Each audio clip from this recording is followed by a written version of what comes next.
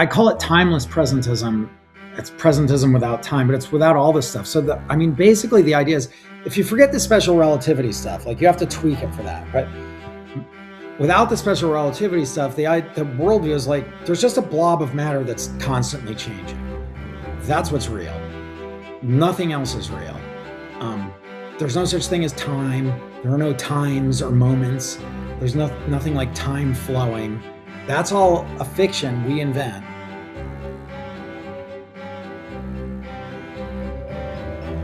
So welcome everyone to today's interview, where I'm very pleased to welcome Professor Mark Balaguer. He is a professor of philosophy at Cal State LA, and his research has focused on a wide range of topics, including metaphysics, philosophy of mathematics, philosophy of language, logic, free will, metaethics, and his books include, among others, Platonism and anti-Platonism in mathematics, free will, mathematical anti-realism, and modal Nothingism.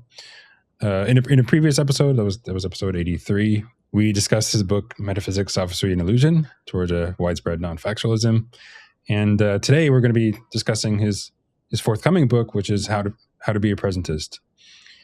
Now, he also has various published articles on these and related topics, but yeah, feel free to add anything. But with that, welcome and thanks so much for being here, Professor Balaguer. Thanks for having me. Glad to be here. Awesome. So yeah, we're going to be focusing on your book, How to Be a Presentist. Now, there's going to be some, topics and themes that are relevant to your previous work, especially the Metaphysics, Sophistry, and Illusion book. So if people are interested in having more background, they may want to check out that book or that interview. But hopefully this will be able to stand on its own, and we'll explore those topics as well. But yeah, so there, can you just start by giving a bit of a overview of this book? Like, what is your main project with this book, How to Be a Presentist? The main project is to the presentism, which is the view that only present objects exist, or simply that past and future objects don't exist. Defend that view against all of the mainstream objections to it. So it's a view that isn't very popular among metaphysicians or philosophers of time. And there's a bunch of arguments that people think give us good reason to reject the view. And I try to respond to those arguments and argue that none of them work. I'm not really trying to argue that presentism is true, just defending it and arguing that there's no good reason not to believe it. Right. So it's not necessarily that, look, here's an argument for presentism, but it looks like a lot of the arguments against it aren't very good. And so maybe there's some concerns that would remain, but we'll get to the sort of stuff that you think would resolve this dispute, largely scientific things, right? If it's a substantive dispute, then should turn to be a scientific question. But I guess we'll get to that, though. Perhaps we should start with what is a serious concern for me, and it's something you take very seriously in the early chapters of the book, is the question of whether it even is a substantive dispute. And this was something that I recall you mentioning in the previous book as well that we discussed, where, look, it may turn out that, well, there's different ways it might not be a substantive dispute. One is it might be something verbal, like people are speaking in sort of presentese versus eternalese, is the phrasing you used in the previous book. And they're just talking past each other, and on either language, what they say is true. More particularly, we might think that when we say, for example, the presentist thinks that only present things exist, or there are no future or past things, that the exist there or there functions either in a tensed way or in a tenseless way. If it's a tensed way and it's indexed to this time, then it's sort of, everyone will agree that that's like saying only the present things exist presently. Okay, that's obviously true. But if it's tenseless, well, and it's saying something like they exist at some time, well, maybe we should think that all those are true as well, although we might question what makes them true, and that's a further concern. But still, it seems like at first pass, there's this worry anyway that there's not going to be a substantive dispute there on either way to cash out the terms. Anyway, maybe you could comment on that a bit more, and we can explore some of the responses you give in the book. Yeah. So the beginning of the book, what I said before about the book being a defense of presentism actually doesn't start until chapter 5, because the first little bit of the book is arguing for some metaphilosophical views. So one thing I do is I argue against the view you were just gesturing toward, that the issue is somehow trivial and it's just language, and presentism comes out true in one language, eternalism comes out true in another language, and that's all there is to say. And in a nutshell, my argument against that view is that, like, sure, you can set up languages like that, but there's another language you can set up where the question is whether these things, past and future objects, I guess we can focus on past objects, exist in a like metaphysically substantive way, like in a robust way that the eternalist has in mind. And so long as that makes sense, we can just set up a language like that, and then we can have the dispute in that language, and then it becomes a substantive dispute. And I think that's what we should do, because then we get the dispute we're trying to get. In that language, the question isn't trivial or merely verbal. I don't think that gets rid of the worry that the debate is a factual debate, because it could be that in that language, presentism and eternalism are so imprecise that we haven't really picked out two different ways the world can be. And if we haven't succeeded in picking out two different robust physical possibilities, or two different ways that the physical reality could be, then I think the dispute is not factual. But that's a different matter. That's about whether presentists and eternalists have succeeded in doing that, not about whether the debate is trivial in some way. Right. Yeah, I was going to get to that. So that would be a case where it's not that there's some sort of merely verbal dispute per se. It's just that the language is, as you say, sort of catastrophically imprecise, so that there isn't a fact of the matter when people, attempt to make claims about the world in that way. And that's a serious question that you consider. But as I recall, in the book, you just sort of assume, for sake of analysis, that it's not non-factual in that way. Although someone could press that. Do you have any strong views about that, or what do you think? No, I don't. If I would have had a strong view about it, I probably would have said it. But what I think is, I'm not sure. So I think that the debate is not verbal. I mean, I think you can have a verbal debate. You can have somebody who speaks a trivialist presentist language and someone else who speaks a trivialist eternalist language, and they can debate, and they're having a verbal debate. But we can also set up this substantive language and have a presentist and eternalist both speaking that, and in that language, it's not verbal. And then the question is, have they succeeded in that language of picking out two different possibilities? And in the book, I don't take a stand on it. And the reason I don't take a stand is because I'm not sure. Like, I feel the pull of the idea that, like, no, you don't really have two different possible worlds here. And I also sort of see the pull of the idea that they do. So I kind of am not sure. And the book is just set up like, okay, well, maybe this is non-factual because it's so imprecise. But let's assume, for the sake of argument, that it's precise enough. The definitions of presentism and eternalism in the sort of robust language I describe are precise enough to make the debate factual. And then let's just assume that, and then look at the arguments for and against, for the different views. That's sort of the way I do it, without taking a stand. And then if it turns out that it's not factual, then all the arguments later don't matter, and there's no fact of the matter. Yeah, that makes sense. I mean, in any case, like the book is sort of concerned with defending and explaining the sort of, in your view, best way to be a presentist. And, well, it's going to require that if there's a way to be a presentist, then it seems like that's going to assume that there's some fact of the matter. It's a factual dispute. So might as well just assume that, and then see, given that, what the consequences are and how to respond to these objections, and what the sort of best view is that we can build out of that. Even if it turns out, well, okay, if it's not factual, then in a way this was not really getting anything, but nevertheless it was worth exploring, perhaps. So I do still have some worries about, at the level of the substantive language, that on which the dispute, well, if they are getting at something that's sufficiently precise, would be substantive. I'm still like, how is this substantialese supposed to go, per se? Like,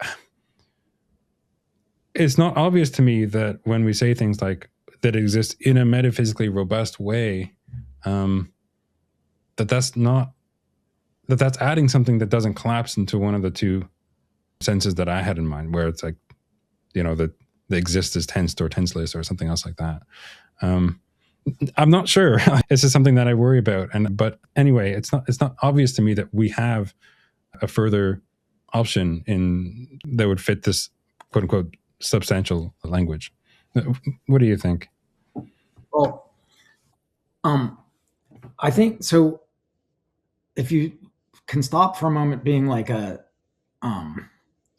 subtle philosopher and just imagine you're sitting in class for the first time, hearing about this issue for the very first time, and the professor describes the eternalist view on which past and future objects exist, and reality, physical reality, is a spatio-temporal manifold, and it's four-dimensional, and there's past regions of physical reality, and dinosaurs exist there, just like the Eiffel Tower exists over there in a different part of physical reality, and Martian outposts are over here, and past and future are just like Paris, they're just different. And you start to go, okay. And then you go, and the presentist says that no, reality is three-dimensional, the past and the future don't exist, or it's just the present. Insofar as you can understand those two views, I think we already have enough to have another language, right? So it's not the case that when you hear that, you're like, I don't understand at all what you're talking about. All I hear is this tensed and tenseless stuff. And I can do like the rabbit duck switch, but I don't even know what you're talking. If that's your reaction, then you should be like, this just collapses into this trivial thing. But insofar as you even go, oh, I see the dispute, before you start getting subtle and going, oh, it's merely verbal. Insofar as you can see that at all, you're like, oh, now set up a language where that's what we mean. In order for dinosaurs exist to be true, the eternalist view has to be true. And you just set up your language with that stipulation. That's part of the truth conditions of the sentence dinosaurs exist is true. And now you go, okay, I'm not sure how precise that is. And I go, fair enough. Maybe it's not precise enough to make the dispute factual in a robust way, but it's at least not this trivial thing that collapses into one language or the other, if we can even get like an intuitive start on understanding the two views. Does that make sense? Yeah, no, it's helpful. I was going to get to some of the stuff a bit later in talking about the relevance of special relativity and certain modifications you make to the presentist view. But one worry I have in response, though, and again, I don't have a very settled view about this, but it's just a worry that I think I have, is that it may be that when we, first hear about this eternalist picture and the presentist picture, and in the way that you describe, that we get caught up in thinking that they're different because of the sort of different formalisms, different descriptions that attach to them. But it may be that they're different on that level, but not different in sort of the ontology, or what would have to be the case if the theories were true. Maybe there is. I'm not sure that that's something that like physicists have been very clear about, even though they often tend to talk about it in ways that seems to presume that there's a substantive difference here. I'm not super convinced, but maybe we'll come back to this when we talk about special relativity in a bit more detail. Okay. I guess for now, let's just go. Suppose that this worry isn't serious, and there's some sense in which we can make sense of the substantive dispute there. Because I'm not sure. I'm still not very convinced, but I do feel like there's some worry there, at least. Does it have to do with being able to like picture the two different worldviews? No, it primarily has to do with maybe not picture in like a visual sense per se, but at least some sense of like understanding the difference. And if it turns out that a lot of the ways that, okay, I'll say something I was going to say later about it now then. Like when we think about the eternalist picture, we have this like four-dimensional manifold, and some presentist picture, we have there's just some blob, say, and you can say something about the evolution of it that would, in certain ways, map to the eternalist picture, but the evolution, but they disagree. Like the presentist thinks that only a particular blob at some instant, so to speak, although we might say that the time talk there is non-literal, whatever, exists, and the eternalists say that no, that exists, but all the other things exist too. Well, if the dispute there, look, obviously there's a different formalism at play, there's different mathematical tools used to describe what's going on, but if again, when they say things like only the present blob exists, I again worry, is the exist there functioning as a temporally indexed term? And the same problem seems to arise for me.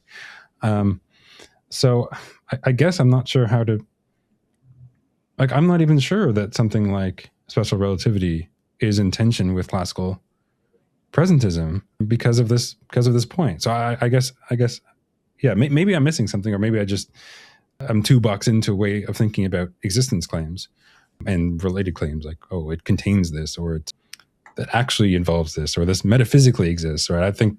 I guess maybe I'm stuck in some boxed way of thinking about that. But anyway, that's a worry that I have. So we sort of start and just jumped in and assumed that your viewers know what presentism are. So maybe it would possibly help this dispute. I'm maybe doubting it, but it would at least maybe help people. I should have said this at the start. Like, let me give a little description of the eternalist view, because I think it'll help people that don't know this stuff. So we normally think of the sort of common sense view is that, look, physical objects are three-dimensional. Here's a bottle. It's got it's got height, depth, and width. It's three-dimensional. That's what it seems like. And it seems like the Earth, that's just a big three-dimensional object. It's a sphere. And the universe, it's just a great big three-dimensional object. It's spread out in three spatial dimensions, and that's what the universe is. And that's sort of the presentist view. And like, dinosaurs used to be here, but they're not here. So the eternalist view is very different. And here's a way to visualize the eternalist view. So in the end, the view is going to be that reality is four-dimensional, and the past and the future exist, and the fourth dimension is physical reality being spread out along a temporal dimension. Here's a way to visualize it. Imagine that you rise up above the universe and you take a video of the universe from the moment of the Big Bang to the moment of the Big Crunch.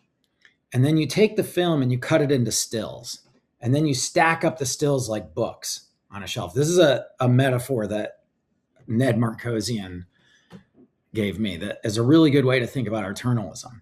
And so, on one end of the bookshelf, you've got the first still of the Big Bang, and then the next one, and the next one, and the next one, and the next one, spreading out. So at the very end, you've got like the moment of the Big Crunch, and then you look in the middle and you find us, and you go, oh, here I am being born, and like growing up and getting bigger, and then like dying, right? So I'm like spread out. I'm a four-dimensional worm. And then you go back, okay, oh, there are the dinosaurs, right? So on the eternalist picture, if like God could rise up above the universe and look down, God could just literally see, there are the dinosaurs. There's JFK being born in 1917 and being shot in 1963. There's the JFK four-dimensional worm. Oh, way up here are the Martian outposts. And now the eternalist goes, that's what physical reality is like. Dinosaurs are there in that sense, the same way that the bottle is there. Okay. And now, we use words like metaphysically robust. You're like, what does that mean? I mean it in the same way that this thing exists, right?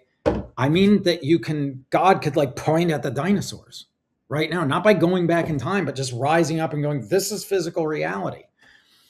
That seems at least clear enough.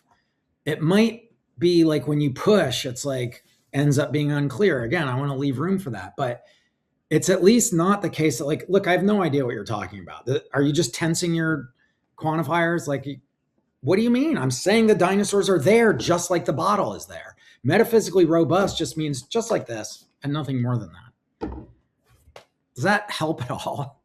Yeah, maybe a little bit. Maybe it helps other people more than it helps me. But because like I try to imagine, it gets a bit tricky thinking about, God perspective or God's eye view of these things. Like if God were to point at the dinosaurs, for example, is he reaching into the universe, so to speak? In which case, well, yeah, then there would be a sort of divine hand at that time, or like there was a divine hand. And I'm still not sure that is discriminatory here or helps to eliminate the difference. But anyway, maybe it does. I'm not so sure. But maybe for now we can move on, and I'm just willing to grant that.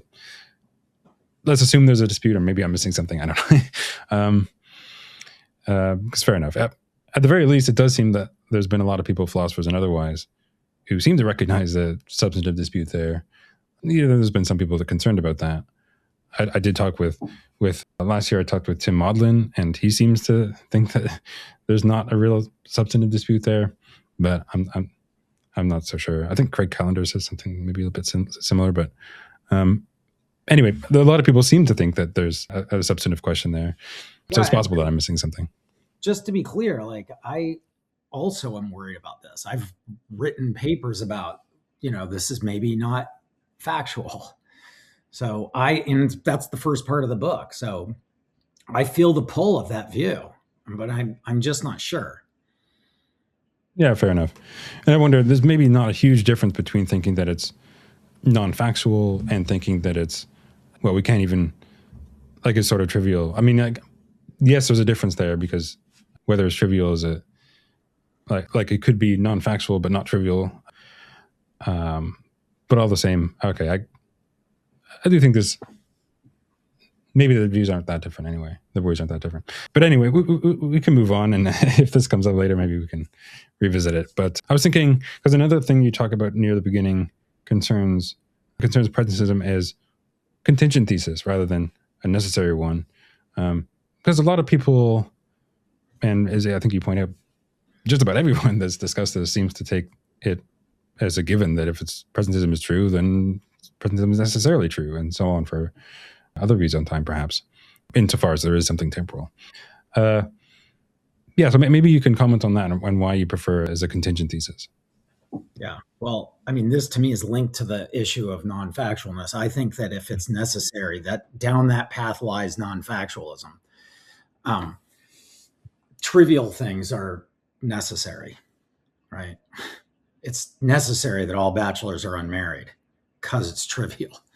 I mean, the real dispute here is about, I'll say a little bit, but I think in the end, this is about whether I believe that there's some kind of metaphysically robust kind of necessity that doesn't just collapse into non-contradictoriness or something like that, or possibility, I mean. So, I mean, my argument in a nutshell is that possibility is cheap.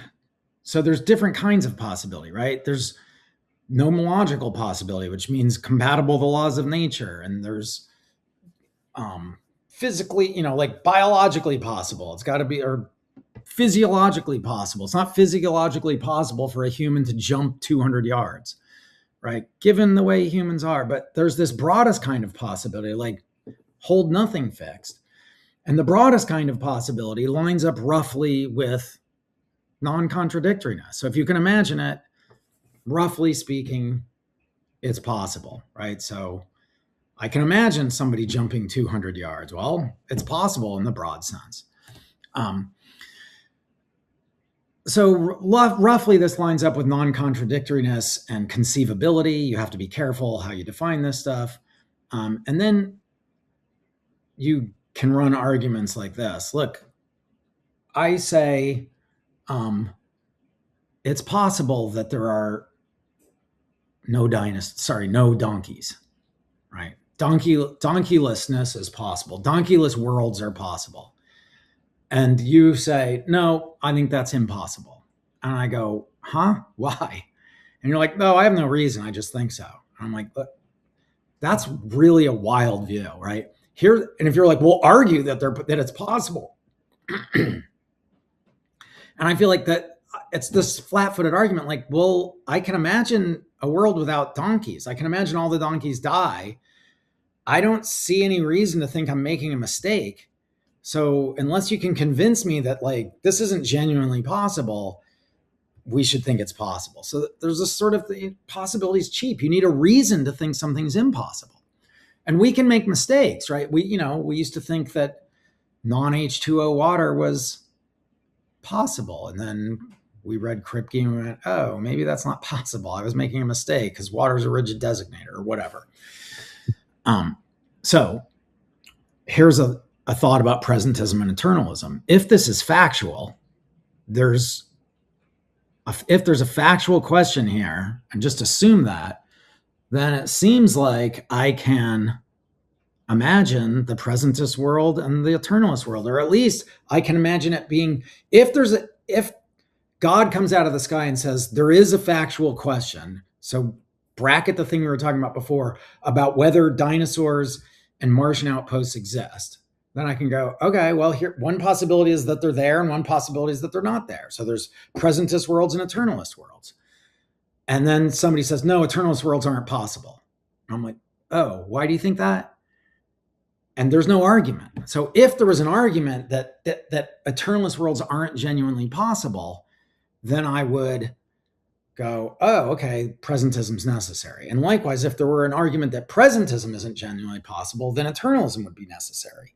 But the argument in the book is I go through all the arguments in the literature and I'm like, none of these arguments work. There's no good reason to think that one of them is genuinely impossible. And so we're left going like, oh, for the same reason donkeyless worlds are possible, it looks like presentist worlds and eternalist worlds are possible. We have at least a prima facie defeasible reason to think that, because we've got no reason to think that one of them is like somehow an impossibility. Okay. Now, I take it that and what I think is that if one of them wasn't possible in this broadest sense of possibility, that would mean it was a trivial issue. One of them is just a contradiction and we're back to it not really being factual in a genuine way. Now, I take it that what a lot of the metaphysicians who think it's necessary mean is, oh, I'm not talking about that kind of possibility and necessity. I'm talking about metaphysical. It's of course, so the presentist who's a necessitarian can say it's of course conceivable that eternalism is true. That's cheap, but it's metaphysically impossible. And I go, oh, what does that mean? You don't mean nomologically impossible. No, it's between nomological possibility and this sort of broad logical possibility. And I go, oh, what do you mean? And they can't say about what it means. It's very mysterious. So I argue this is mysterious. The only thing you could mean, it seems to me, is, oh, it's true and it's a metaphysical theory. So we just stipulate, since presentism is a metaphysical theory, then it's metaphysically necessary if it's true. And this kind of necessity collapses into like nothing. It becomes trivial. So I think the real dispute between me and the sort of classical metaphysician is that they believe in a kind of metaphysical necessity that I don't believe in. I think that it's perfectly clear, the broad kind of possibility where like basically it's incoherent is what impossible means. And then there's not compatible with the laws of physics and there's nothing in between. And they think there's a kind of possibility and necessity in between. And I just don't. And I sort of argue that in the book. Yeah, good. I wonder, what if someone says, look, maybe something similar is going on here to what's going on in the case of water and H2O. So we might, just in the way that it's a discovered fact that water has this chemical structure, and suppose we grant that that's some sort of necessary a posteriori fact, maybe that's the same thing is true about time. Like we can discover that time essentially has a certain sort of nature. And maybe there's similar things to say about rigid designators and so on. And what if someone tries to make that sort of move in claiming that the thesis will be necessary or true? Yeah, but I see these are deep waters, right? So I don't know how much to say, but I don't think there's any substantive kind of necessity attaching to water as H2O. I think it's trivial. It just follows from the fact that we stipulate that water is a rigid designator. So the discovery here is not about the essence of water. There's no such thing as the essence of water. I don't believe in like metaphysically substantive essences like that. The discovery is about a word, that we have words that are rigid designators.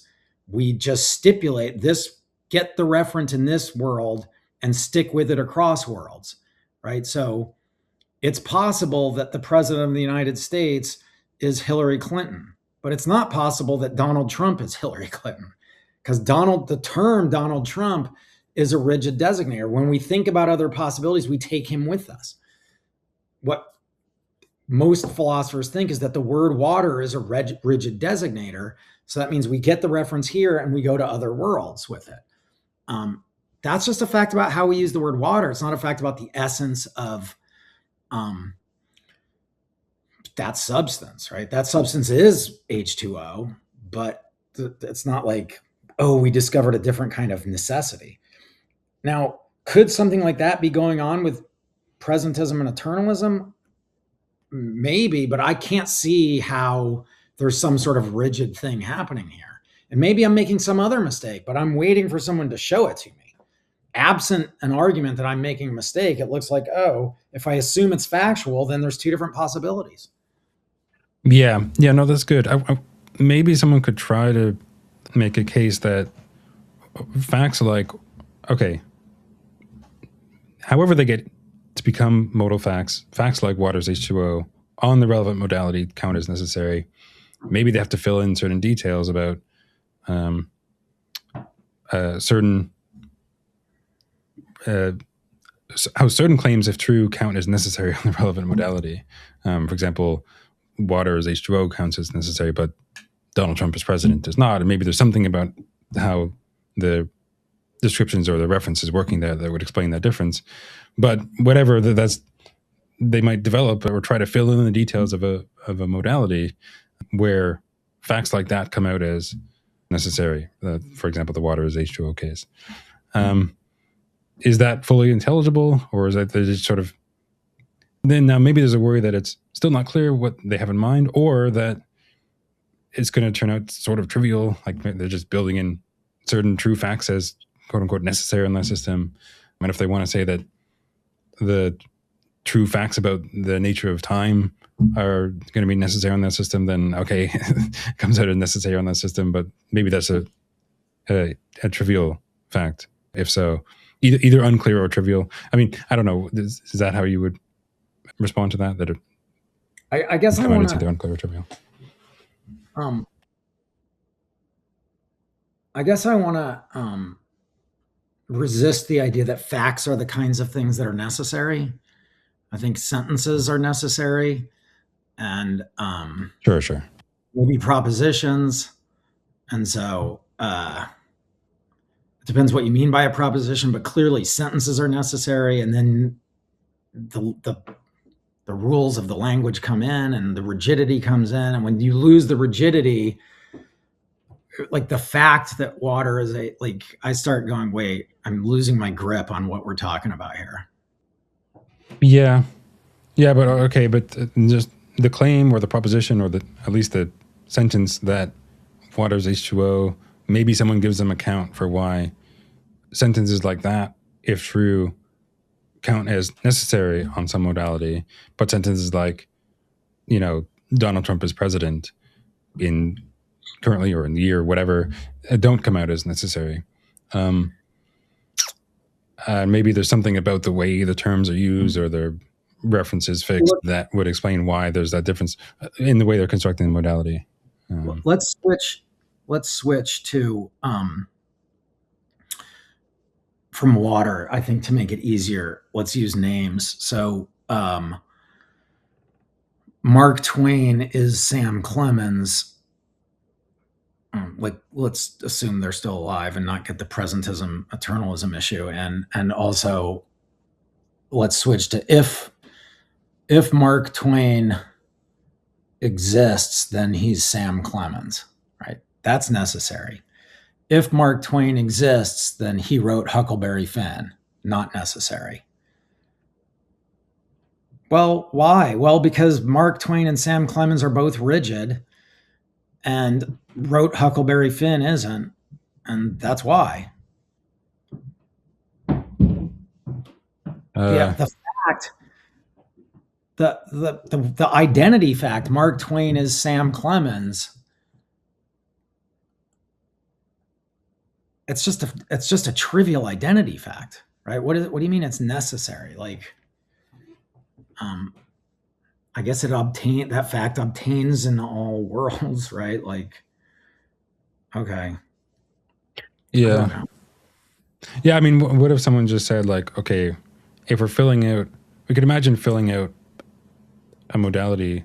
Like, if we think about broad logical possibility, maybe there's any sentences that doesn't violate logic, given maybe the certain conceptual facts, is possible in that modality. But maybe we want to say, okay, we can add further constraints on the modality, and maybe any true identity claim then is a further constraint. So something like that. Well, you could this constraint on. It's a metaphysical theory.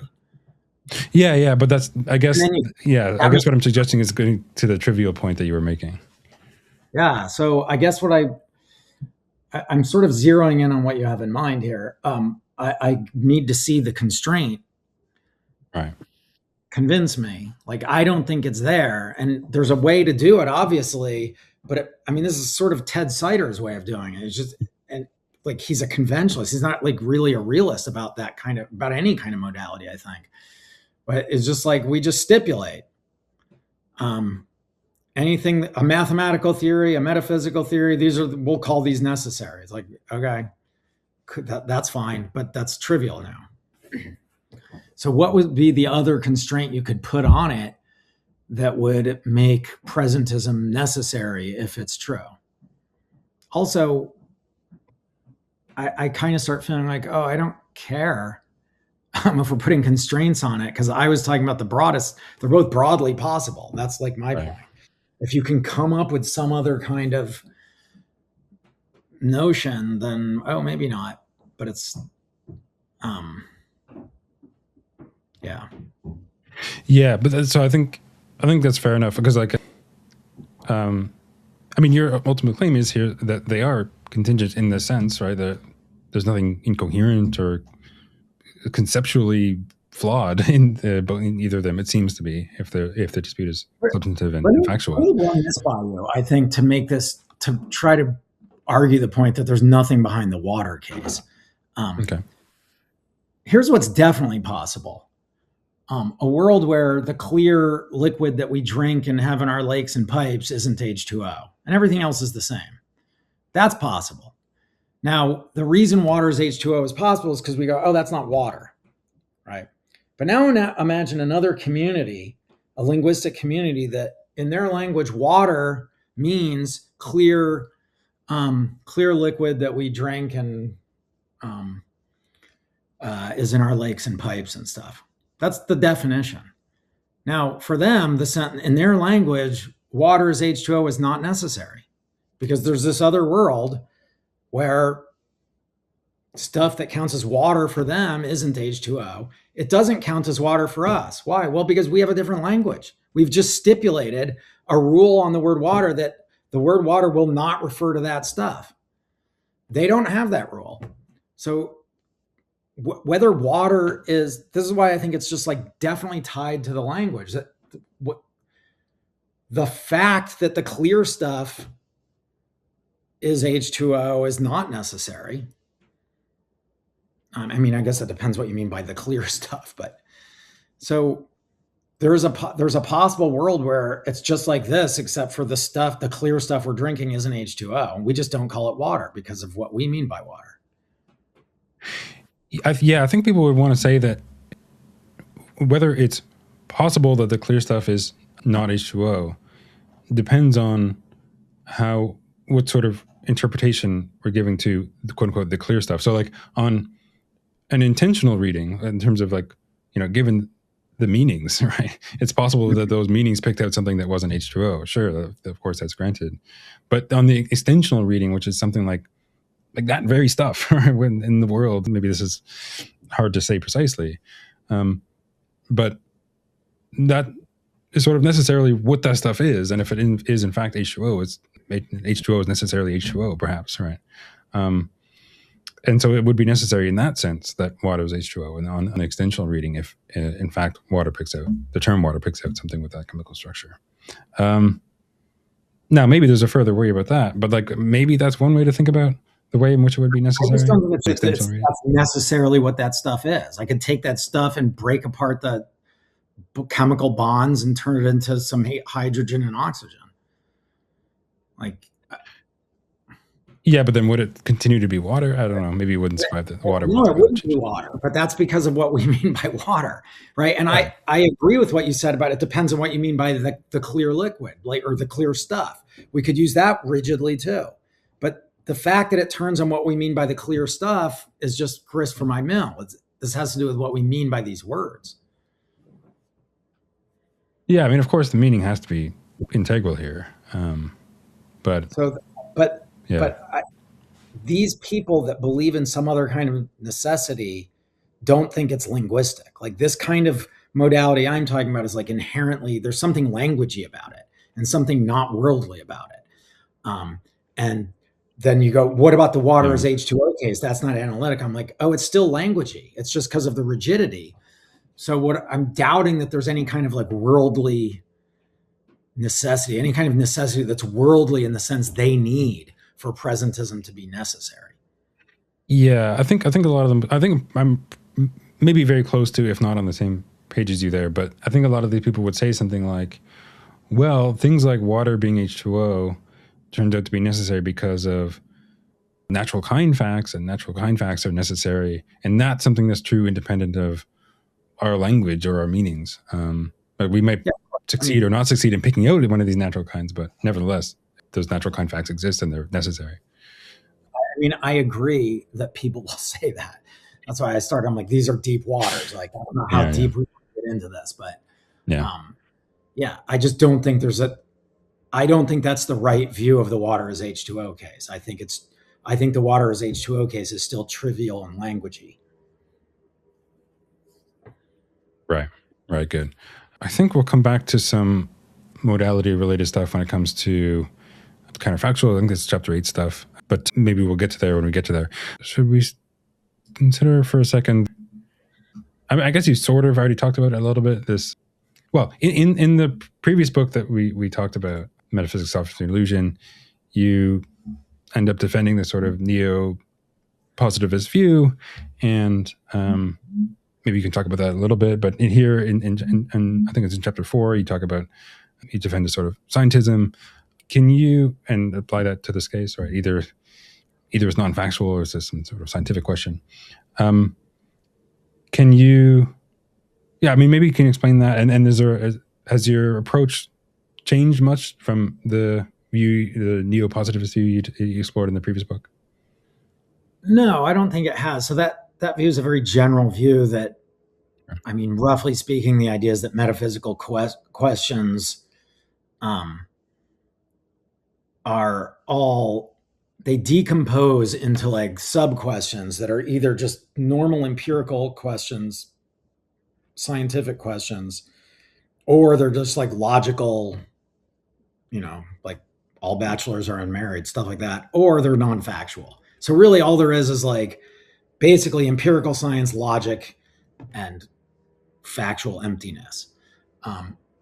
So it's a very, in a way, it's very lined up with traditional Humean views, positivist views in that ballpark. Views like that tend to be self-refuting, right? Like you make this claim, all metaphysical question, and it's like, what's that? Is that scientific? And so I have this view that I'm making an empirical claim just about the actual metaphysical questions that people are actually talking about. And so it's just an empirical claim about the actual questions that go around, that metaphysicians go around talking about, that all of those questions collapse into either roughly scientific questions, or they're empty. But you have to, the only argument for this is to go through them and argue them one by one. There's no like sweeping anti-metaphysical argument. Because I think if you try to do that, you'll be self-refuting. So I think you have to take them on one at a time. And then, so I've argued that free will, the question of whether we have libertarian free will is just an empirical question. The question of whether they're abstract objects is empty. The question of whether they're composite objects is empty. I think the question of whether like statue lump dualism is true is empty. And so now we come to this dispute about presentism and eternalism. And the question is, do you think this goes the way of the abstract object question and it's empty? Or do you think it goes the way of the libertarian free will question and it's empirical? And the stance I take in the book is like, I'm just neutral on this. I'm not sure it's factual. In order for it to be factual, there needs to be two clear, at least reasonably precise physical possibilities here that we can go, yeah, you've latched onto two different ways the world could be. Now it becomes contingent. If it's contingent, the only way to, and it's about about physical reality, the only way we could settle this is empirically. We can't a priori decide which way the world is when the question is a contingent question about physical reality. So either we get this sort of scientific, empirical question. I mean, by scientific, I mean the kind of scientism I say where metaphysical questions just collapse into scientific questions. Or it's non-factual, and I don't take a stand. I'm like, so it lines up with my sort of neo-positivism because it's either non-factual or an empirical question. I don't take a stand on it. And then the rest of the book, I go, let's assume it's an empirical, there's enough clarity here for it to be an empirical question, and let's see what the arguments are.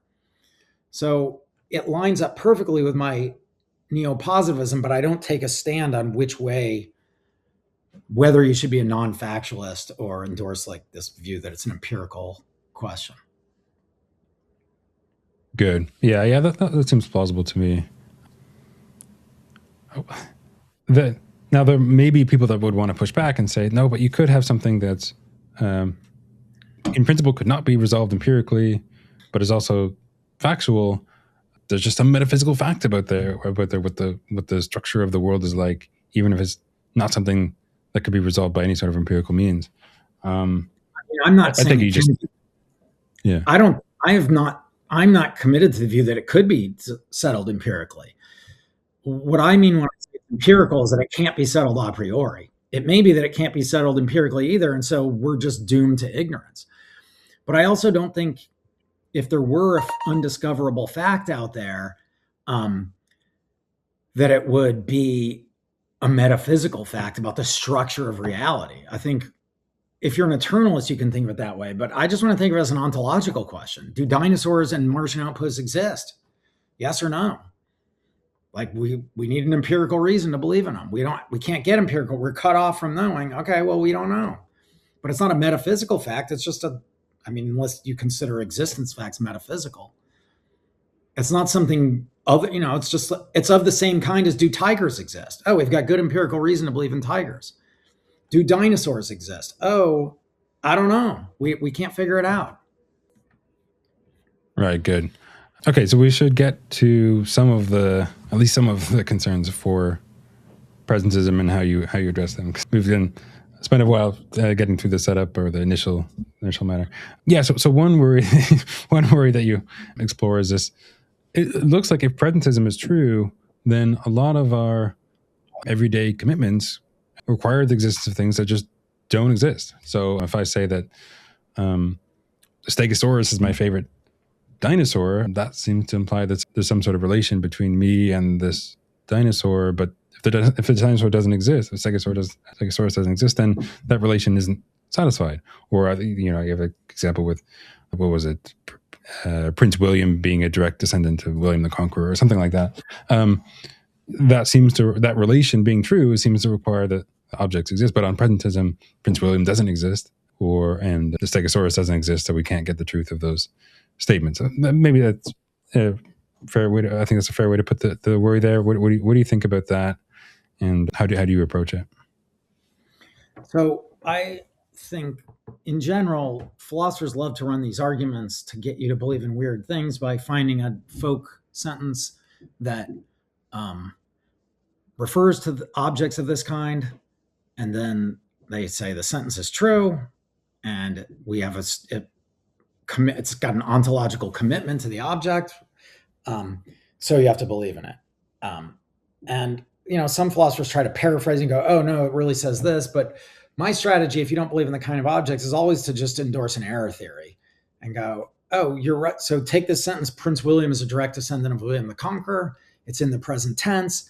It's of the form RAB. So we've got a relation, direct descendant of. We've got two names, Prince William and William the Conqueror.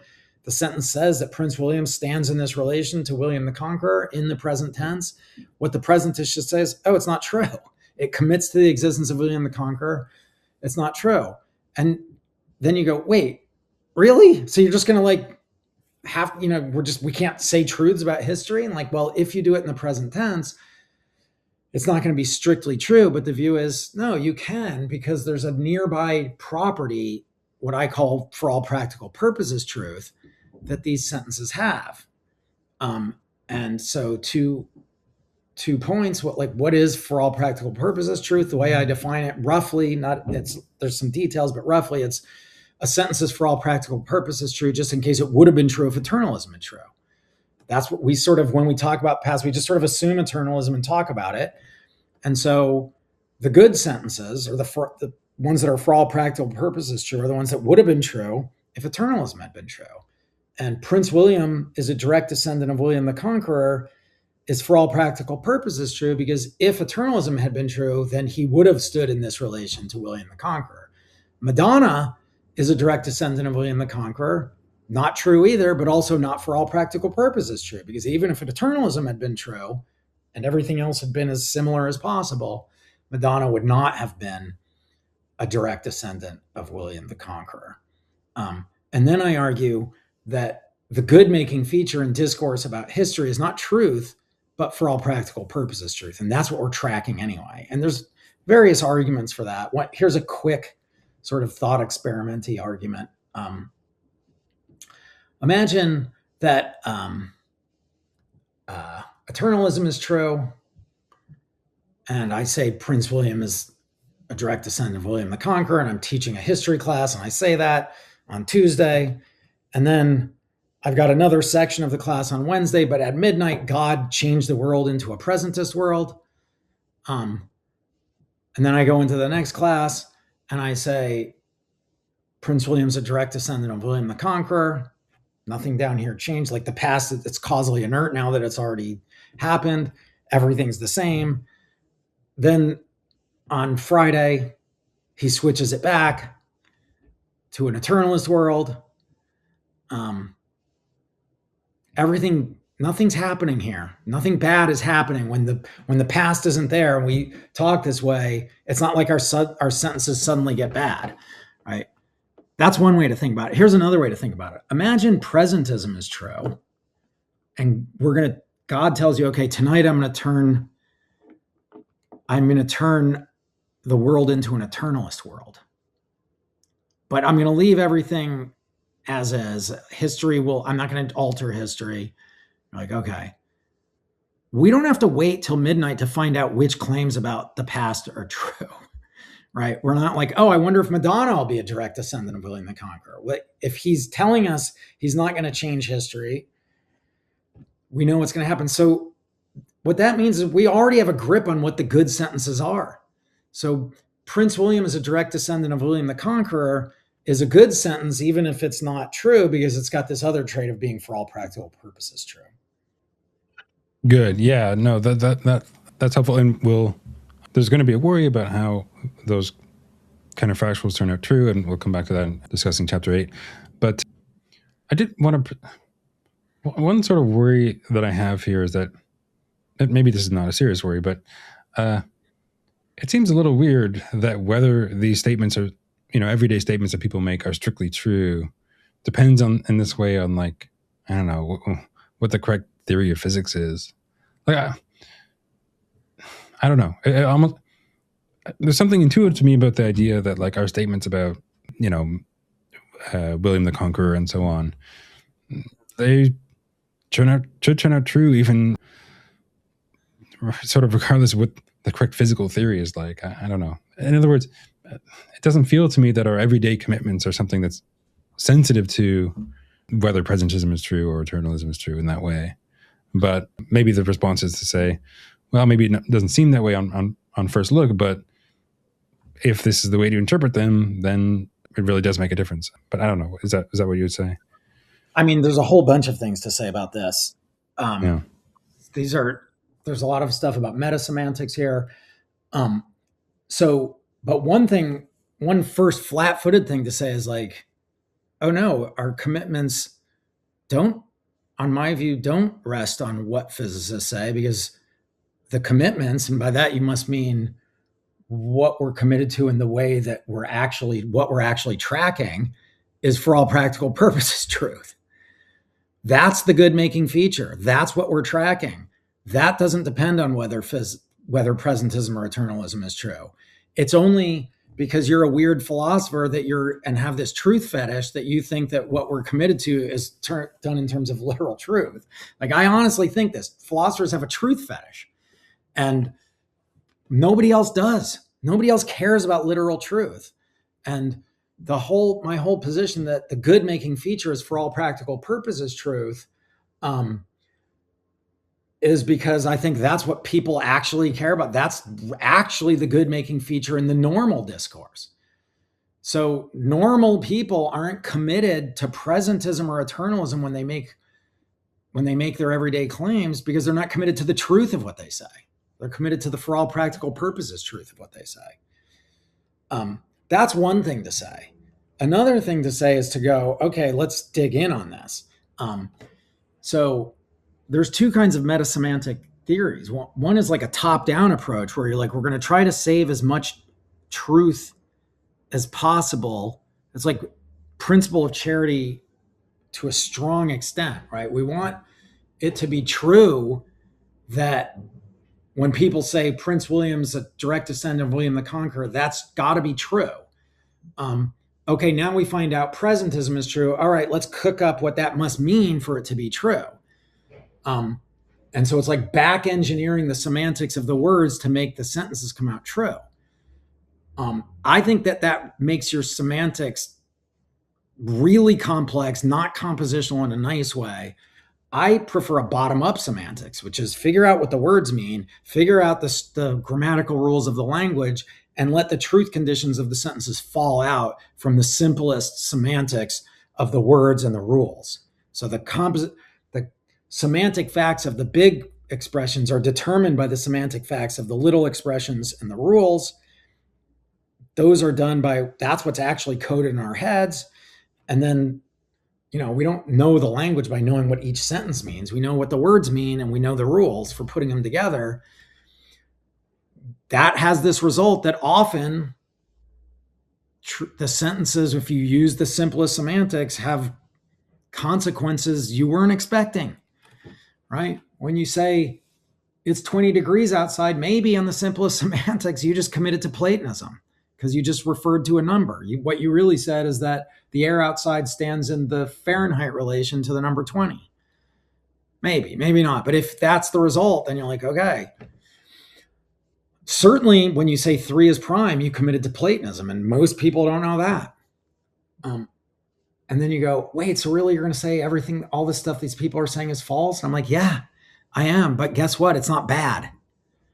Because truth is not a good making feature in any of our discourse. Because what we do is we assume all sorts of stuff when we're talking. We assume that there are abstract objects and past objects, and then we talk as if all the stuff that we assume is causally inert. It's not doing anything. So it doesn't really matter if it's there.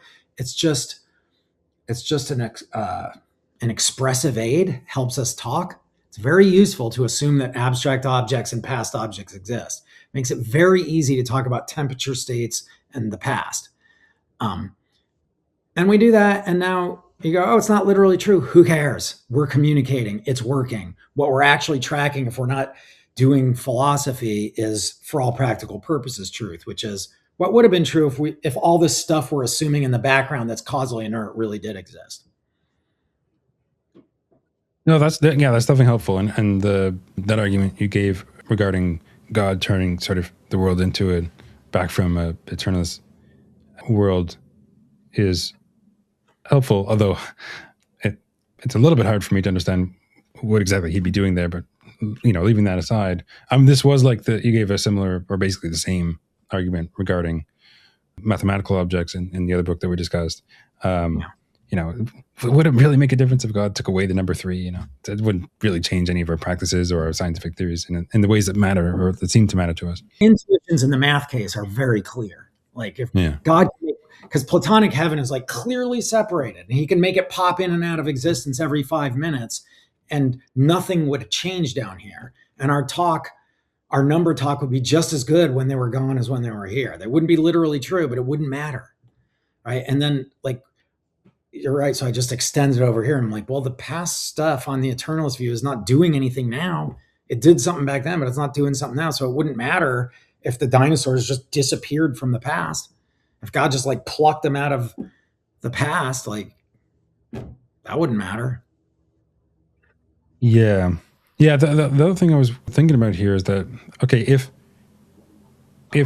FAPP truth, for all practical purposes, truth is what matters, and maybe to some extent is what we're tracking, I wonder, at least in certain cases, might it be more appropriate to say that, if we're asserting something like FAPP truth, then maybe the statements just are literally true, and the broader truth that's not what we're committing to anyway. In the mathematical case, maybe we are just asserting something about, what serves some practical purpose or some descriptive purpose or something like that, and not something about there really being this object out there in the Platonic heaven or whatever. In that case, well, I guess we're not really committed to that thing, and so it's FAPP true, but also true. Anyway, maybe in certain cases, maybe that's the right analysis, but I don't know. Maybe that's just to point out that we can give a paraphrase in certain cases. I don't know. I don't think we can give a good paraphrase. So here are two different So just the 3 is prime case is so easy. So let's just focus on that for a minute. So we're talking about the error theorist who thinks that 3 is prime isn't literally true, but it's for all practical purposes true because it has the property of being such that it would have been true if Platonism had been true. And you're like, oh, maybe we can make it come out true. Well, here's 2 paraphrases. One is, 3 is prime just means, and whenever we make a pure mathematical claim, all we mean is, if Platonic heaven had been there, then, so 3 is prime means if Platonic heaven had existed, then 3 would have been prime. Or what we mean is, it's FAPP true. It's for all practical purposes true that 3 is prime. And what I think is, two things. One, those are just bad semantic theories of what normal people mean when they say 3 is prime. They just don't mean if Platonic heaven had existed, then 3 would have been prime. And they don't mean it's for all practical purposes true that 3 is prime. What do they mean? They mean that 3 is prime. They're just saying what I think is the logical form of 3 is prime is just FA, right? Object has this property. So it's the same. It's just like the moon is round. When people say the moon is round, they don't mean it's for all practical purposes true that the moon is round. And likewise, I think in the case of 3 is prime. That's the first point, is I think it's just a bad semantic theory of folk discourse. But the second point is that to just question the desire to make it come out true, that's just back to this thing that truth matters. Let's make it so that it comes out true. What? No. Part of it is truth doesn't matter. You talked yourself into that as a philosopher. What matters is successful communication. Communication is made more successful by appealing to causally inert objects that make it easier to express stuff. And we all just assume those objects are there and then talk, and nobody goes, wait, what if the numbers don't exist, until you take a philosophy class, right? And so I just think the desire to make it come out true I'm being a little Wittgensteinian. It's like I'm doing therapy. Stop wanting that. Right. No, yeah, that's fair. I may question what like whether people's everyday number talk, including saying things like 3 is prime, does commit to something like numbers in some Platonic sense. But that's just I guess, an empirical question that's not super relevant to what we're talking about now. But yeah, okay, fair enough.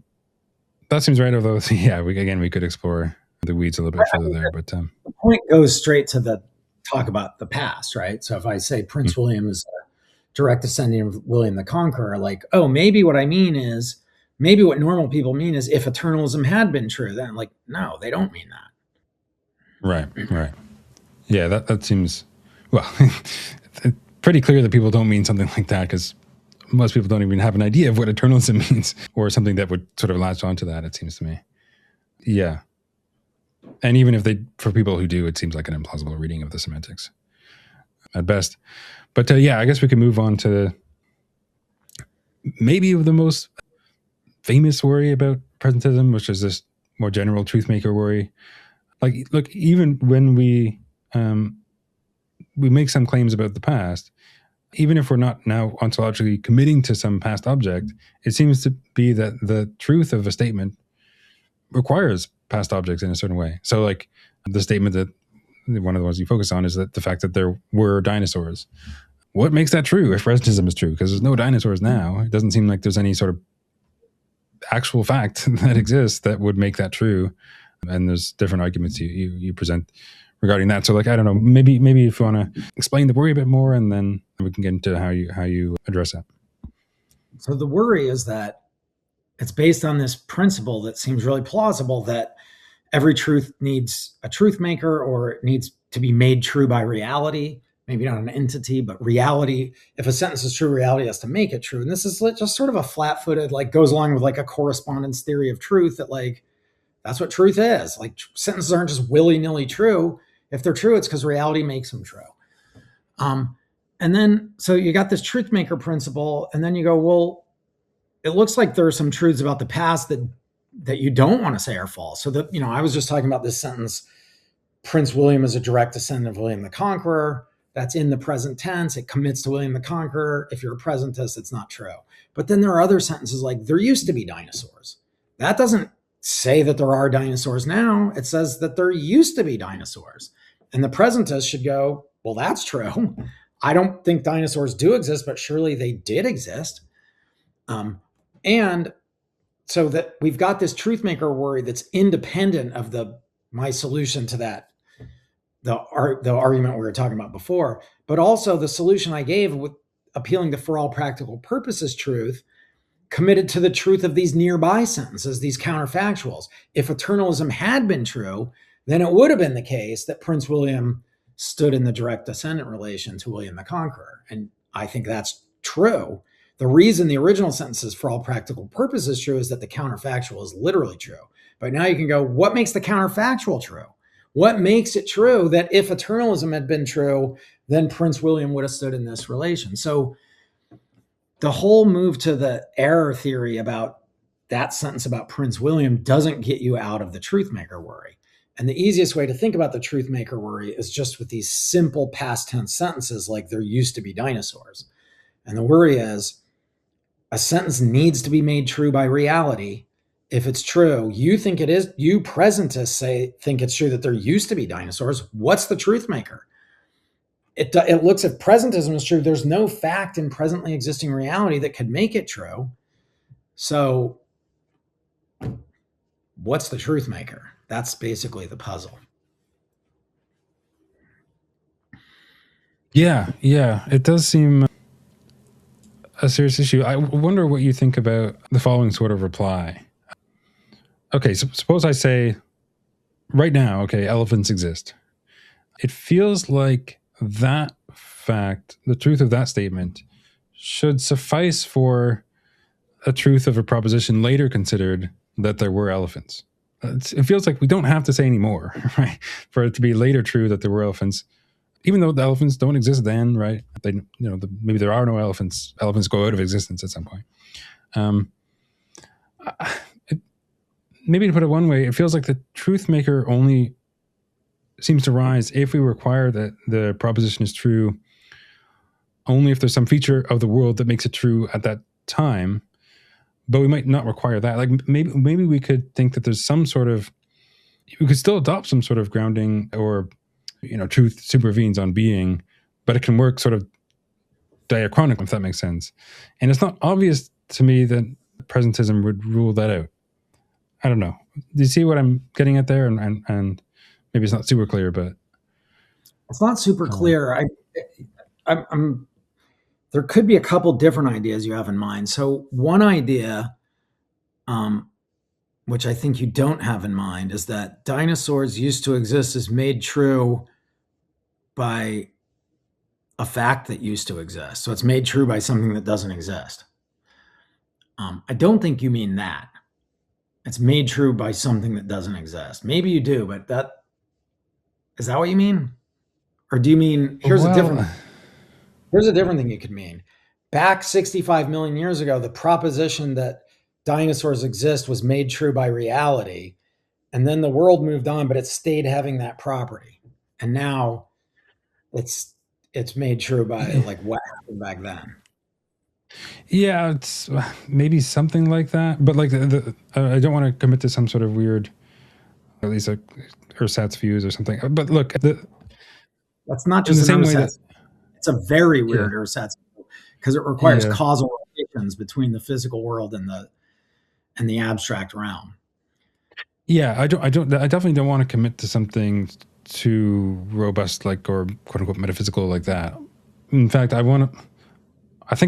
I want to say should be like nominalist friendly. So, and there's not this extra further substantive things, whether they're like some special property or something at the world that sort of survives. Rather, I don't know, maybe this won't survive scrutiny, but the thought is just that, that in the same way that right now there are elephants, and that suffices to make any future, claim or consideration of the elephants existed true. It's just, there's nothing sort of left to explain. And in the same way, 65 million years ago, when when it was present that there were dinosaurs, at least non-avian dinosaurs, then that sufficed for the later considered proposition that there were dinosaurs to be true. I guess maybe one way to put the idea is that, like, if we think that right now it's true that there are elephants because, well, it's a fact about what's going on elsewhere in present reality. So you get this, you get truth as to being in this synchronic sense because what's there now. But why does it have to be synchronic? I mean, there could have been stuff that did exist.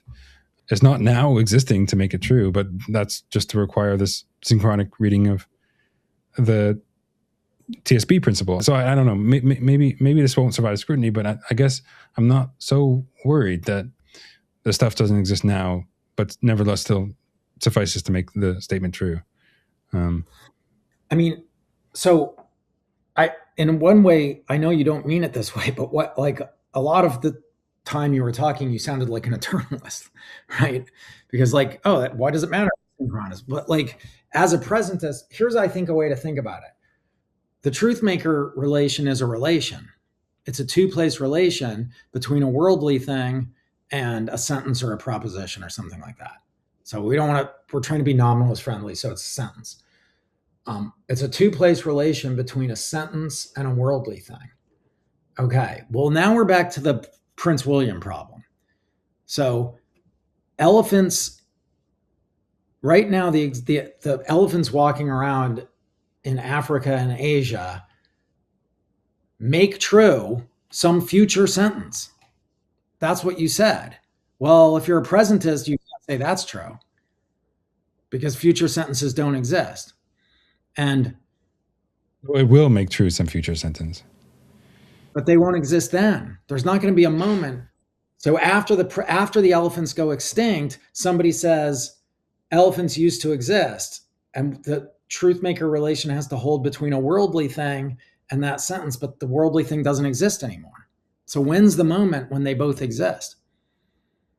Well, there isn't. So, and maybe this is devastating to the view, but the view just is that, like, if it's required that there is a moment at which they both exist, like the claim or the sentence and the worldly thing, that's just to assume a sort of synchronic grounding or some sort of synchronic TSB principle, and I'm not. Maybe we don't have to accept that. But now I maybe think yeah. you're gesturing towards this view that I was thinking at the beginning you might be, which is that the sentence is made true by things that don't exist.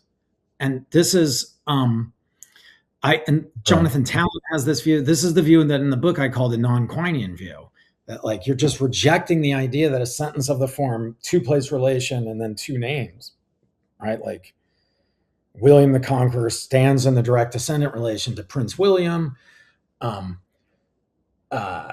The existence of dinosaurs, or the past existence of dinosaurs, stands in the two-place relation to, and on a Quinean view, which almost all philosophers endorse, if you have a two-place predicate and two names, the sentence is only true if both things exist. But you can have this non-Quinean view. Jody Azuni also has a view like this, where a sentence, you can say things about objects without them, and they're true without them existing, right? So Mickey Mouse doesn't exist, but he has big ears. So Jody Azuni thinks, like, that's fine. Mickey Mouse has big ears, true, even though he doesn't exist. Likewise,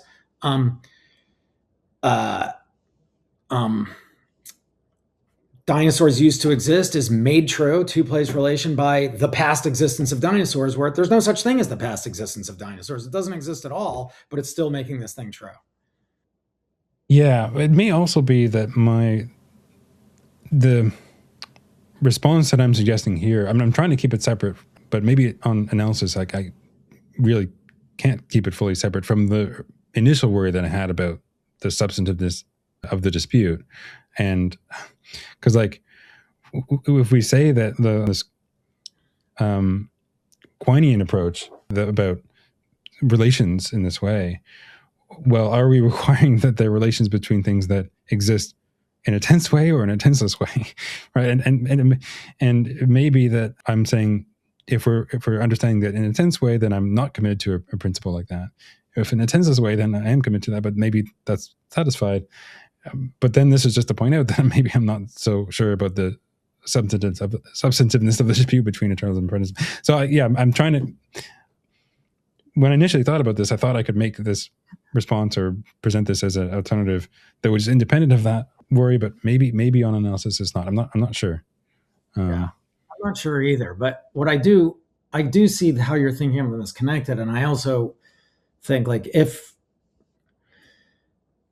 the dispute isn't substantive, then the truthmaker problem goes away anyway, right? There's not an issue here, right? Like, so this whole discussion of the truthmaker issue is assuming that it's factual.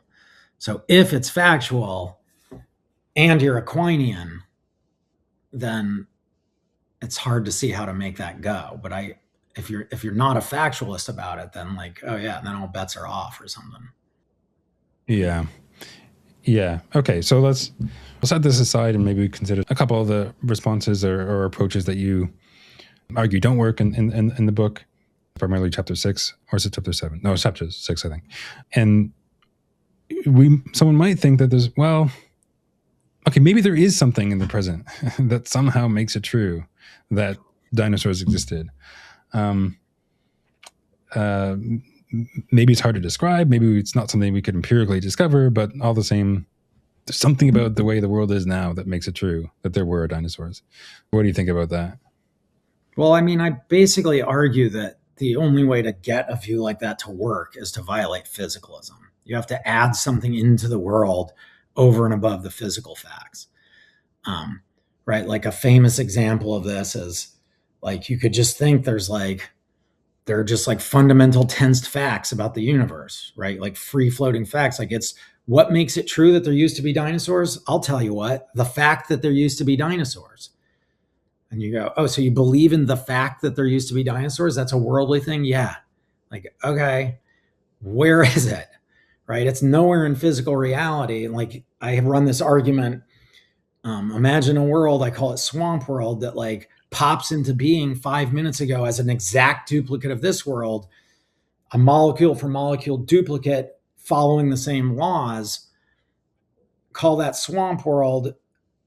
Is it a fact about swamp world that there used to be dinosaurs? No, because there didn't used to be dinosaurs. So it's a fact in the actual world, but not in swamp world. But the actual world and swamp world are physical duplicates. So this thing has to be a non-physical fact. And so, my old professor, Steve Schiffer, used to say, believe it if you can. I don't think that presentists should be abandoning physicalism to save their view.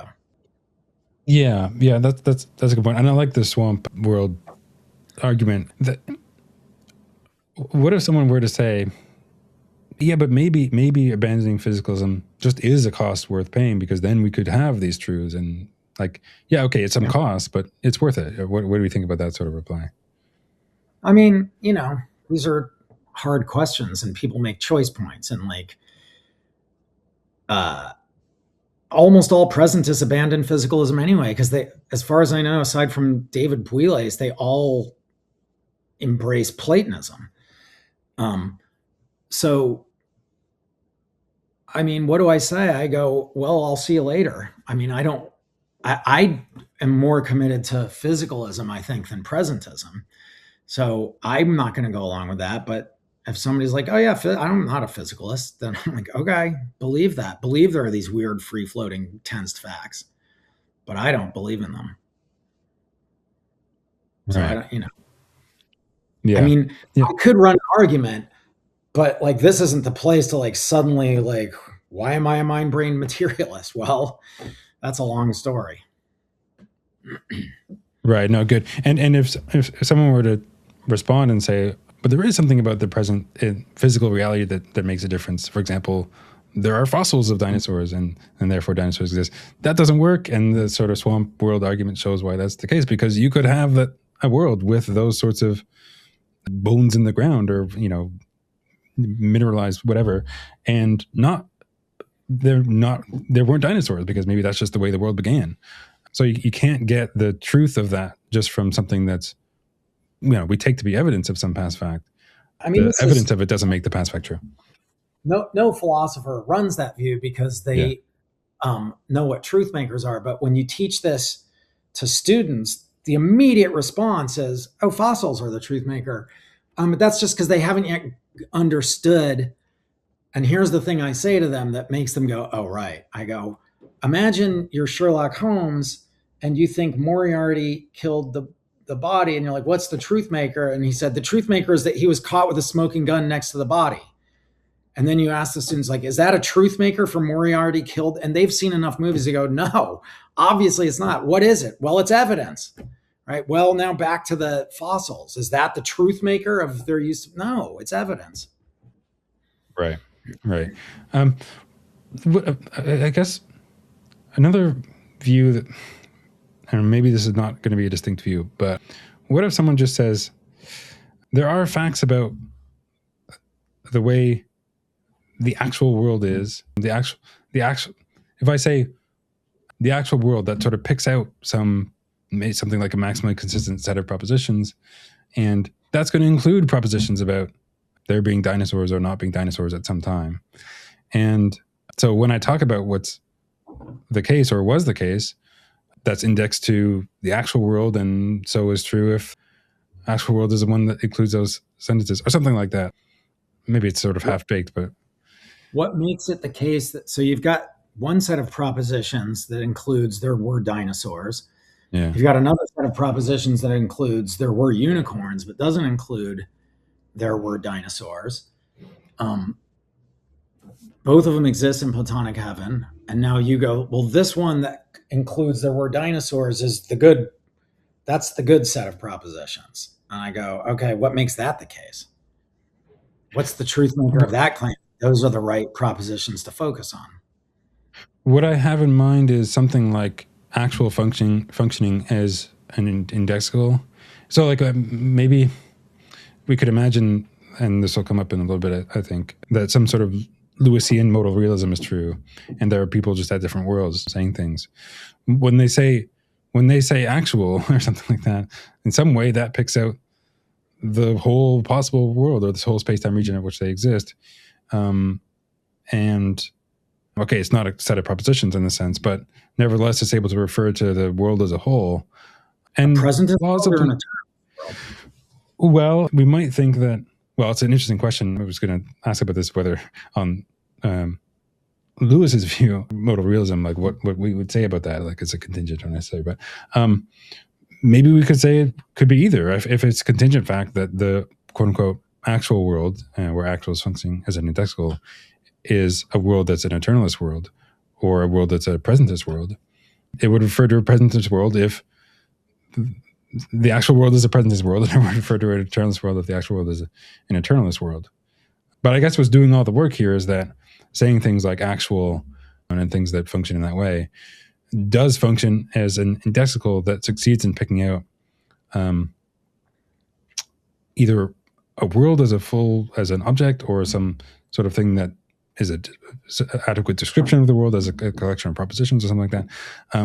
But nevertheless, it succeeds in referring to something that fixes what the past facts were in that sort of way, if that makes sense. Again, this is sort of a little bit half-baked, but I mean, on Lewis's view, it's an indexical that just picks out this world, like this one that we're actually in, not a set of propositions. Right. Right. On Lewis is an eternalist, so he doesn't have the problem. But suppose we're a presentist, and then the word actual picks out this world, this present world. Like it's still not giving you a truth maker. To get to the truth maker, you need to refer to the propositions that include, the way you first put it, that includes there were dinosaurs. And then I don't see how actual can now be an indexical. And that's, how are we going to have an indexical picking out abstract objects? Yeah. I'm not sure. I mean, I think people do want to say this. Some people want to say this sort of thing, but maybe we could say it does pick out a world in Lewisian sense. But okay, if his modal realism requires that each of the worlds are eternalist worlds, then okay, maybe it's not exactly that. But I don't know. Is it coherent to suppose that some of the worlds in the Lewisian multiverse, as it were, are presentist worlds? I mean, I don't know what Lewis says about this, but my own view, since I'm a contingentist, is that if this dispute is factual, then the Lewis view should be there's presentist and eternalist worlds. And we don't know which one this one is, but actual would pick out this world. And if this world's a presentist world, it's not going to give you back truth makers for sentences about the past. So then the question would be whether I guess what I'm suggesting would require that the presentist worlds, that actual can pick out, well, not just what presently exists, but the sort of world as a whole in some sense. But then there's this worry that, well, how does it do that? Because there's not past things or future things to pick out in a way. Presentism is true and Lewisian realism is true. Then the whole of the actual world is just the present moment. Right? That's the whole world. Well, yeah, in a way, right? But if we want to, but there's also a sense in which we want to distinguish that, like it should be the case that there are two different presentist worlds that like in a certain sense coincide at some time. So like maybe there's a world that's There's two Lewisian worlds. So let's say presentism is true here, and presentism, eternalism is factual and contingent. Then, and Lewisian modal realism is true. Then the present world is, our world is a presentist world, but there's another world that's the present slice of it is a duplicate of this world, and the past is it's an eternalist world, and the past matches the way our world went, but it's an eternalist world. Now, if we're in the presentist world, when I talk about the actual world, I'm talking about this world, not that world. And so that world isn't going to be truth makers for this world unless you come up with the following. You could say something like this, but it would be really weird. The truth makers for past sentences are the facts in twin eternalist worlds. But like, why would that? Like, Yeah, so the yeah, that, fact that the dinosaurs over there makes true yeah, what yeah. makes it That, that that world is the twin of this world, right? Like, you're just back to the same problem. yeah, well, I'd be like saying like, I mean, Lewis would find this absurd. Like, it'd be saying something like, what makes it true that I was a baby is some fact about what my counterpart was doing. That doesn't make any sense. Right. But I guess what I had in mind was something more like, and maybe I could make the same point where we're comparing a presentist world and a eternalist world. But I was thinking about a presentist world and another presentist world that share at least one sort of time slice, so to speak. Like, suppose if we can make sense of this way of talking, that what's happening now in this world is the same as what's happening now at the other world, but maybe the way they evolve is different, right? I think we should be able to say that the actual world is different from that world, right? Even though what's present is that them is exactly the same. But if we can say that, like if there's a sense in which the actual picks out different things at those different, like is picking out different worlds, well, how is that the case, right? Because there's nothing that's sort of present that would be making that difference. Do you see what the worry that I'm getting at there? Sorry, I assumed what you were asking before, and I was wrong. So I do understand now. What would make it the case that they're different is that they're, I mean, if we're talking about Lewisian realism, is that there are two different worlds. So what makes it the case that two identical twins are different and not the same? Well, they're different, right? Like, there's one and there's the other. Lewis is a realist about these worlds. Here's one, there's another. What makes it the case that they're different? The same thing that makes the case that my two hands are different. Okay, so would we want to say that what makes them different is the same like as what makes two, qualitatively identical black spheres different, or is it that we can actually pinpoint, difference in the features of these things that would explain why they're different? Well, Is it more like the former? Well, depends your view of the truthmaker problem for presentism, right? So my view is that there's no physical, they're identical, but like different past tense sentences are true there. But like, if you believe that there are tensed facts and you're not a physicalist, you'd be like, well, here's the difference. In this one, the fact that there used to be dinosaurs is there, and in this one, not. And that's the difference. But that, I gets you to non-physicalism. But if you're a physicalist, you're going to be like, there's no physical, they're physical duplicates, but they're distinct things in the same way that like two identical twins are distinct. And I think that different tensed sentences are true in them. But if you think that presentists are going to have truth makers, you're going to have to say the differences they have. I mean, the question you're asking is sort of the same question in a way. It's like, it depends what you say about the truth maker problem.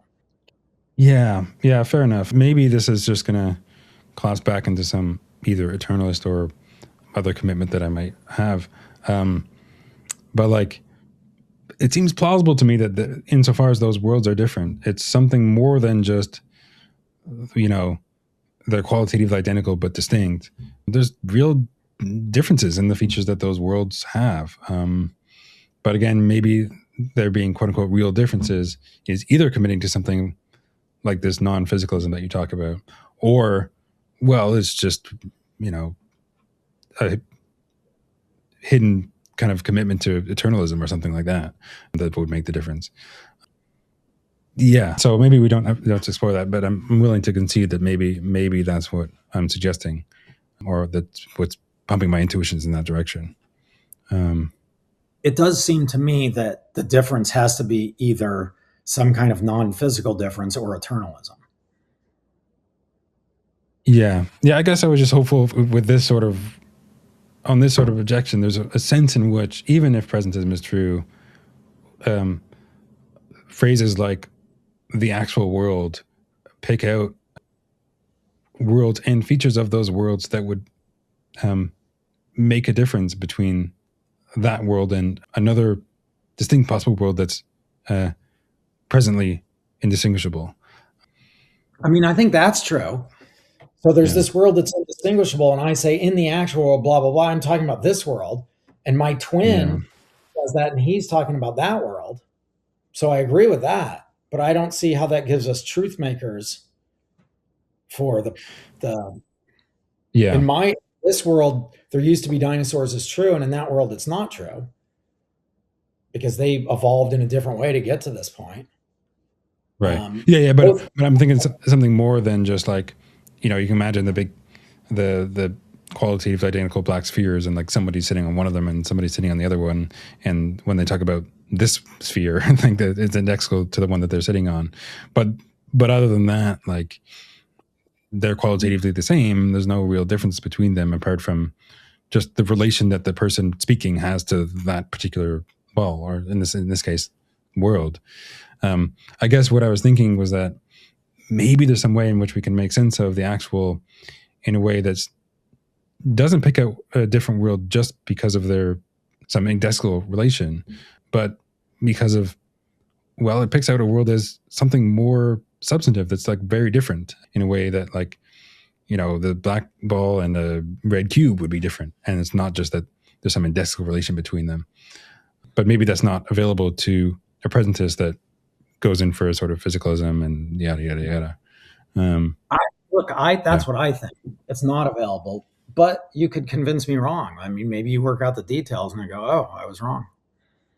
But as I'm thinking of it right Yeah. now, it seems like, oh, if you stick to physicalism, you're not going to be able to do that.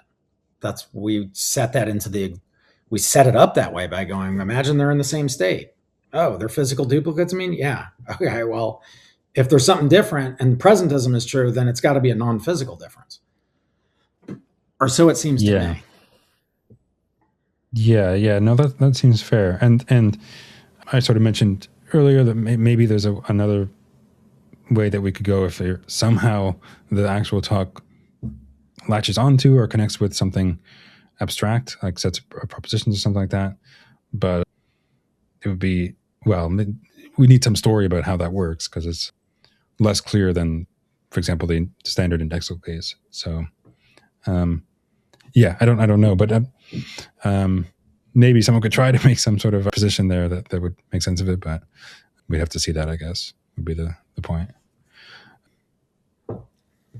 Good. Yeah. I suppose then, now that we've rejected, at least for sake of discussion, all of these alternatives, what's sort of left, right? Because you want to say that things like there were dinosaurs is true in some sense. What is the approach that you prefer? The sort of nothingism or whatever. How do you go about that? Okay, so I argue for this view. It's a very non-standard view. What I basically do is reject the truth maker principle, and I say it's not true that every true sentence has a truth maker. What's actually true, the right truth maker principle is restricted, and it says for any sentence S, if S is about reality, then if it's true, it has a truth maker. And the idea is, if you make a claim about reality, reality has to make it true for it to be true. And then that so far sounds good, I think, to everyone. And then the controversial claim is like, there's a way to make a claim without making a claim about reality. And I think that's the move that is original and that is going to seem weird to most philosophers. And so the idea is it's possible to say something, make a claim without making a claim about reality. And it's possible for a claim like that to be true. And in fact, if you take a sentence like there used to be dinosaurs, here's a way to think about it. It's not about reality. We haven't said anything. Reality is this three-dimensional blob in front of us. I say there used to be dinosaurs. I'm not talking about reality. I haven't said anything about what is.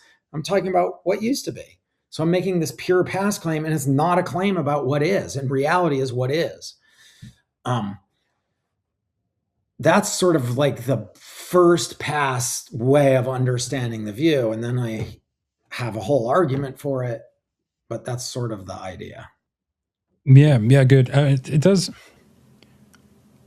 There's good arguments for rejecting a very strong truth maker principle, but I could see someone responding that, look, it should feel like, it at least feels like when I say things like there are elephants, right? And that's true because there are elephants. That's a claim about reality in a certain sense. But if I say, what, 10 seconds ago there were elephants, now that's not a claim about reality, that seems like the wrong result. It doesn't seem like just that difference in what I'm saying about what's happening now versus what happened 10 seconds ago. It should make a difference whether the claim is about reality. So, I mean, what do you make of this sort of reply? Well, I mean, there's two versions of this reply. One is we're tripping up over the word about. And so I sort of spill a lot of ink trying to be like, look, there's many ways to use the word about, and I'm using it in one very specific way, and I don't need this. I can talk in a different way. But like the point is, if I say there used to be dinosaurs, here's a series of things I haven't done. I haven't said that reality exists. The reality could have blown up, and I still say there used to be dinosaurs. I haven't said that reality has any properties. I haven't said that it is anyway. So, I mean, here's an example. Change the example to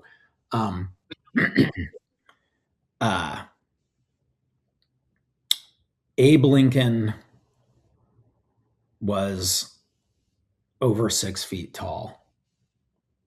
Is that about Abe Lincoln? Well, in some obvious sense it is, but there's another sense in which it's not. If you think it's true, like, and if you're a presentist, like, I haven't said that Abe Lincoln exists. I've said it was the case that Abe Lincoln was 6 feet tall. I haven't said that Abe Lincoln right now has any properties. I haven't said that he exists at all. Likewise, with reality, if I say there used to be dinosaurs, I haven't said that reality exists. I haven't said that it's any way. Like, if you think it's still about reality, like, okay, talk that way. But here's all I mean is I haven't said anything that even entails that reality exists, or that it has any properties, or that it has any nature at all. And it's that sense of about that I'm saying. It's like we haven't said anything about reality yet. We haven't said anything about what is, if you're a presentist. Also, there's a controversial, an eternalist might say, no, the right analysis of the folk term, there used to be dinosaurs, is that in folk English, that literally means there was a time earlier than the present time at which dinosaurs exist. And I don't want to dispute that. I'm like, well, I don't believe that, but I'm not going to get into an argument about how to analyze folk language, right? And so I run the argument in terms of this fictional language where we have these creatures that tell us, they go, look, we don't care what you do with your past tense sentences. Here's what we're doing. We're not talking about reality. We're presentists. We want to talk about the past. So we have a past tense operator, and we say there were dinosaurs with our past tense operator, and let us tell you about our language. We are not saying anything about reality. We're not saying reality exists. We're not doing anything. We're making a pure past claim. And the question is, these people get to say what they mean by their words. Do I understand them? And if you want, you can go, sorry, it's incoherent to me. I don't understand. But I'm sitting here going, I understand them. They're saying there used to be dinosaurs, and they mean to say nothing about reality. Got it. Yeah, okay. But it does seem, in some ways it seems like a progress, but it feels also very, strange is one way to put it, I guess. Like before we were concerned about thinking about there being these, free floating truths about the past when talking about like what might presently make the difference between the past, between this world and a swamp world that has a different past. But I mean, isn't this sort of something similar? Like there's these sort of free floating truths that nothing about reality that makes them true. It's just, I don't know. So far, I said that they're true. I do think they're true, and I have an argument for them being true. But so far, all I'm saying is like, do you understand them? They've said something, and they haven't said something about reality. Now you might go, okay, but it can't be true because truths need a truth maker. But do you even understand them? Or do you want to go, sorry, I don't get it? I'm not sure that I do understand it. What if we switch to the Yeah. What if I go, there could have been flying saucers? And you go, wait, you're saying there are flying saucers? No, there could have been. Oh, are you saying there's another world where there are? No, I'm saying there could have been. I'm not saying anything about reality. I don't think there are flying saucers anywhere. I'm just saying there could have been. Do you Yeah, but think does that make sense in that case to say I said something, but I haven't said something about reality? yeah, maybe that's fine because plausibly we can give some sort of gloss of modal claims like that. That's saying something about like, well, there's no inconsistency, logical or conceptual, in there being flying saucers, and maybe we can turn this into some sort of formal fact like that. And if it's true that there's no inconsistency or conceptual But absurdity in there being flying saucers. the person's that no, I'm not making a formal claim. You can do that if you want. You can say that there's no inconsistency between the concept flying saucer and the concept exist or something like that. I'm not saying that. I'm saying there just could have been. There could have been flying saucers. And I'm not saying anything about reality. I'm not talking about concepts. I'm not saying anything about the concept. I'm saying there could have been flying saucers. Do you understand that? I would know. I would say no. I would. It sounds to me like that's some sort of, I don't know, primitive modal claim that. Well, actually, this is the sort of thing that I would think that you would be concerned with as well. I mean, I guess I'm not sure what that would even be saying. It's the person's using a primitive possibility operator. Right. And the reason I brought it up is because lots of people think there's deep analogies between time stuff and modal stuff. And I do. Right. So I think like just like that, the presentist can go, look, here's what exists, a three-dimensional blob of present matter. I can talk about it. I can also talk about what used to be. And I'm not talking about anything when I say there's nothing corresponding to it. And I'm just saying there used to be dinosaurs. And I mean to say nothing about reality. I'm not saying that reality has the property being such that there used to be flying saucers. I'm not saying that there's a thing out there, the fact that there used to be flying saucers, or used to be dinosaurs. I'm just saying there used to be dinosaurs. And I'm not making a claim about it. And you might go like, I don't get it. And if so, then like, you're not going to buy my view. But I mean, the first step is like, there's a language. These people tell us what they mean. Do you understand them? And I'm just going, I understand them. Yeah, I'm not sure that I do. Maybe there's a way to. This isn't going to be useful here, I guess, but there might be a way to translate this to be compatible with some of the things I've said earlier. Like, because if we're saying that, well, okay, they're not making a claim about reality, but about reality is something that's tensed, and so I could grant that they're not saying something about reality in that sense, because they're not saying something about the present. But then we get to the same word from before, and it's just the same stuff arises.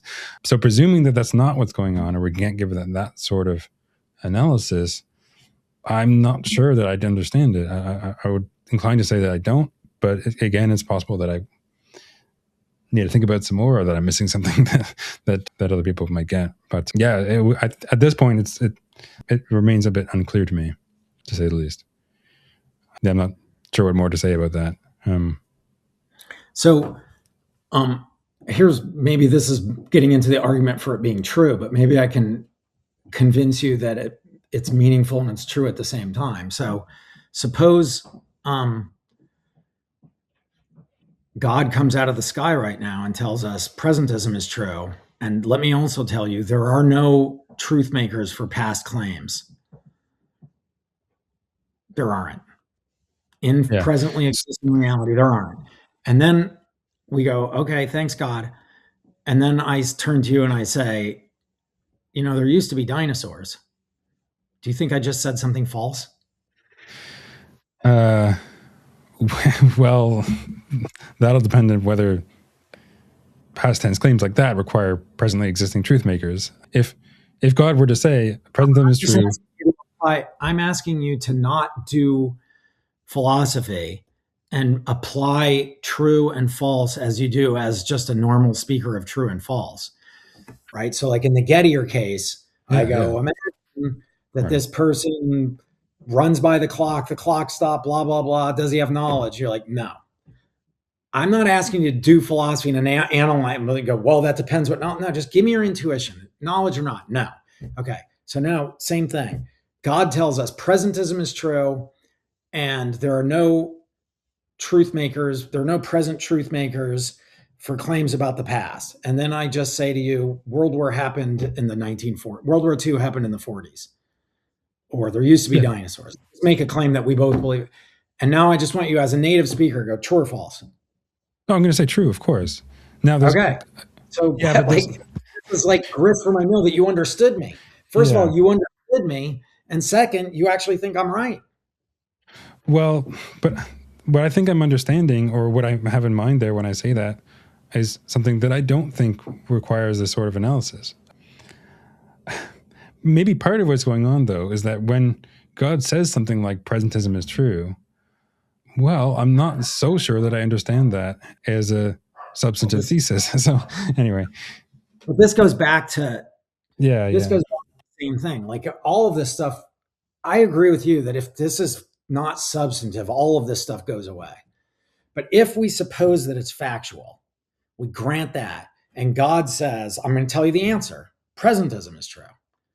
Also, all those truth maker theories that presentists have come up with are false. There are no presently existing truth makers for any claims about the past. If you suppose all that, and then I go, hey, dinosaurs used to exist, you go, I don't even understand what you're saying. I don't think you do. Well, but is this allowing for the view that I sketched out earlier, where this sort of diachronic truth making or diachronic truth seeking not being? I don't know. Yeah, so like maybe by my saying that I think I understand the claim and I would say that it's true, or at least I would say that it's true, that would require something like that. I don't know. Well, but anyway, maybe you can. Maybe Here's my argument in a nutshell: is that when we put ourselves in that thought experiment scenario, that we're assuming God tells us presentism is true and there are no truth makers for claims about the past, and then we think about these people saying there used to be dinosaurs in this language, where they're like, we're not talking about reality. We just go, they're right. There did used to be dinosaurs. That's our knee-jerk reaction. And I'm like, listen to that. That's telling you that this is meaningful, A, and B, that we use true in this way that goes beyond the need for truth makers in claims about reality. That native speaker intuition is telling you there's a way to make a claim that's not about reality but still true. But if God tells me that presentism is true and that, claims about Lincoln or dinosaurs, they're not claims about reality. It just says that that's a fact about what those claims are. I guess then I tend to think that when I say those things, like there were dinosaurs or Lincoln was 6'4" or whatever, that those are claims about reality. So I don't know. I guess maybe I wouldn't understand what the claim is if it's meant to be something not about reality. And this is why I switched to the fictional characters, because they tell you, no, we're not talking about reality. So we've got both things going at once. God tells you presentism is true and there are no truth makers. And then you have these people going, well, we're not talking about reality anyway. We're making but just maybe a pure in the fictional case, maybe there's some sort of complicated, pretense or pretense adjacent story to tell. I don't know. But I don't think we're going to have something similar to say in the temporal case, but maybe that's the way to go. I'm not sure. Anyway, I do feel like a lot of the worries I'm having are ultimately stemming from some of the initial things that I talked about. And I'm not so sure that there's a way to separate them. Like maybe granting that there is some substantive dispute here, all the stuff you say will follow, and all the stuff that I've been suggesting will not have any bite. But maybe it would. I'm not really sure. I'm not sure at this point how to think about it. Anyway, if you want to say something more about that, but we could move on, because I do want to get to the counterfactual stuff.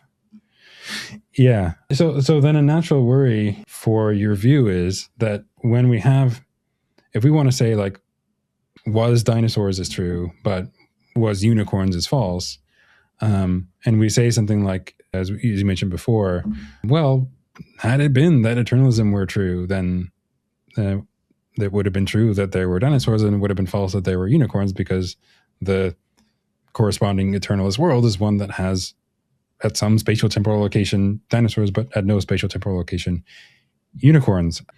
But then on its face, okay, that seems plausible enough. But then we might ask, what is it that makes? Presumably there's a possible eternalist world that has unicorns at some point in its history, and maybe even no dinosaurs. What is it that makes the dinosaur history the eternalist world that would have been true if eternalism had been true relative to our actual world, then, and not the unicorn having world? So it seems like a fair question to ask. So maybe you can explain it a bit better than I did, but what do you think about this, and how do you go about resolving? So yeah, let me say the problem that I think you're saying in the way that I would think of it. Yeah. So if we're thinking of counterfactuals in a Lewisian way, so I say the following counterfactual is true. If eternalism had been true, then it would have been the case that Prince William was a direct descendant of William the Conqueror. But it's not true that if eternalism had been true, then Madonna would have been a direct descendant of William the Conqueror. And but there's a possible world where eternalism is true and Madonna is a direct descendant of William the Conqueror. So how come? And on the Lewisian view, we're like, well, we're supposed to look at the nearest worlds, right? What are those? Well, in this case, I argue like that has to do with like they have to we're talking about eternalist worlds where the past matches the actual world. And then you're like, but wait a minute.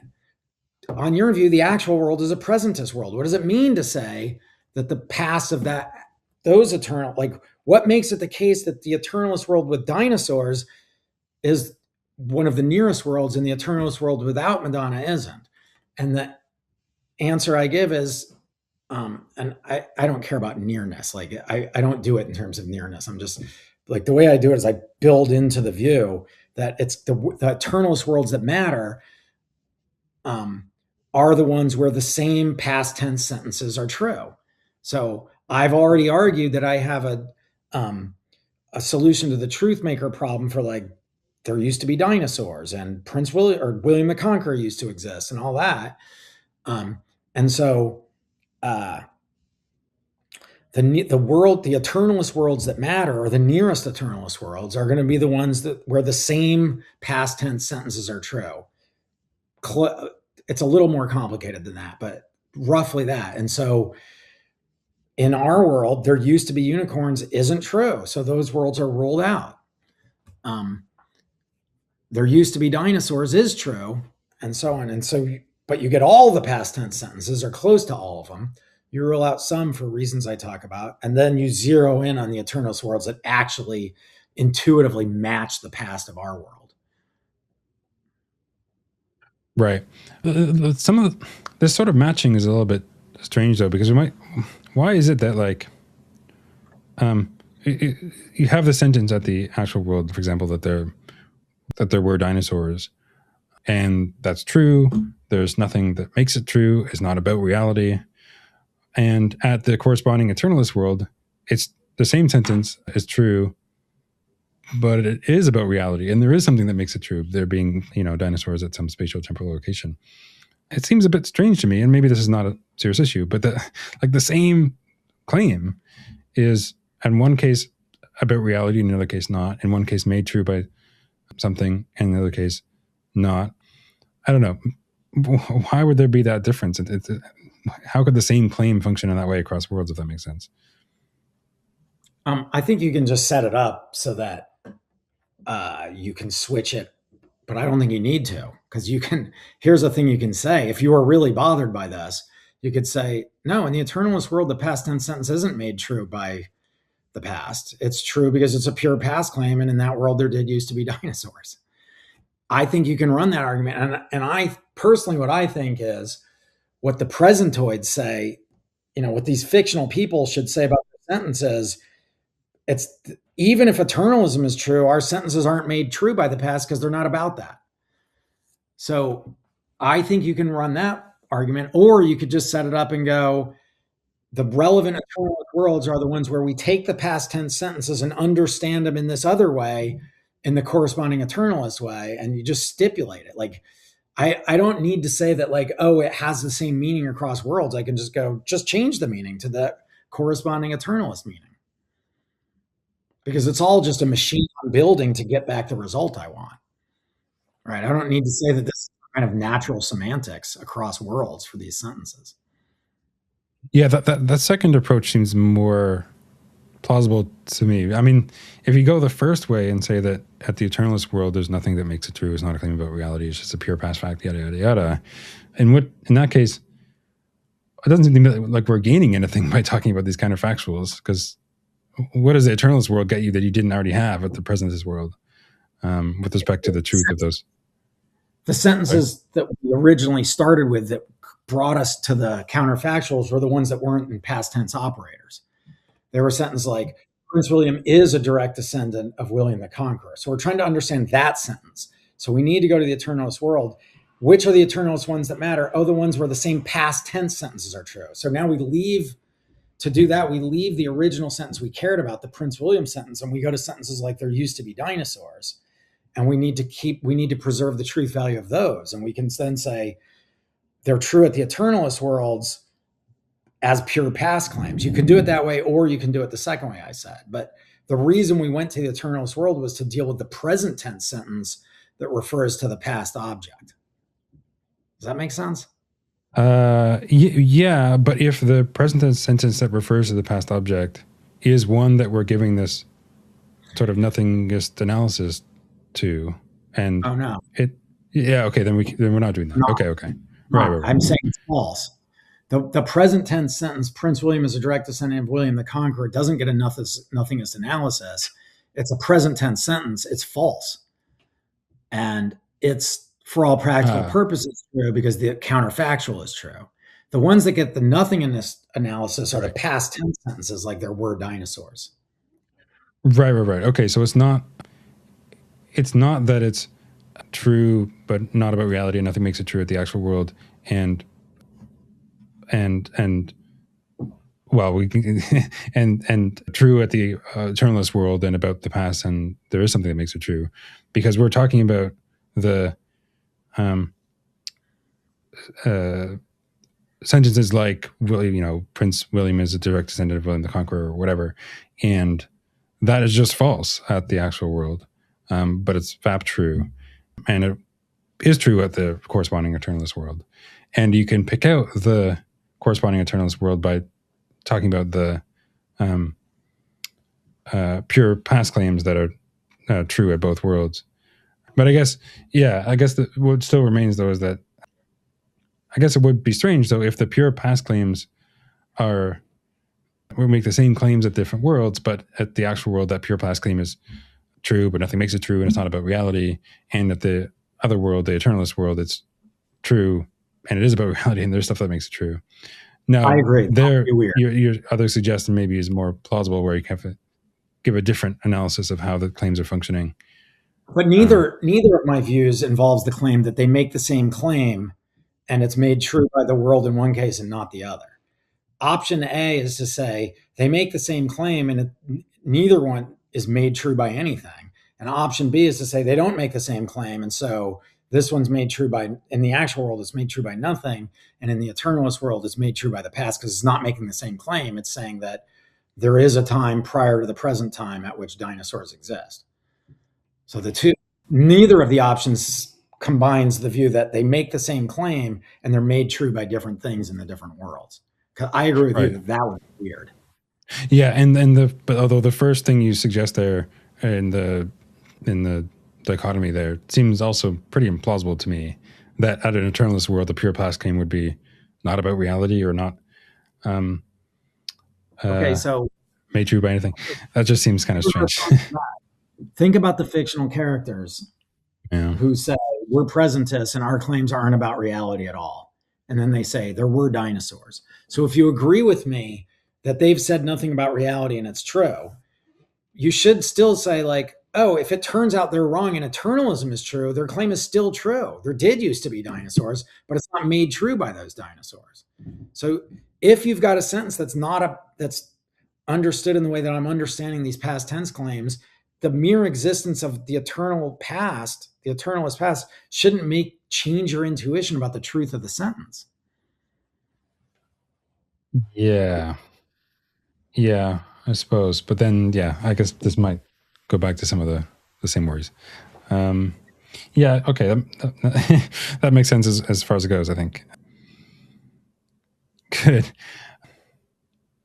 Yeah, I mean, you mentioned Lewis, and we've talked about Lewis a bit and how you think about that. But do you want to say a bit more about like how you're understanding the range of possible worlds here? Because like one worry that I have, and I think I brought this up maybe I did, I don't know.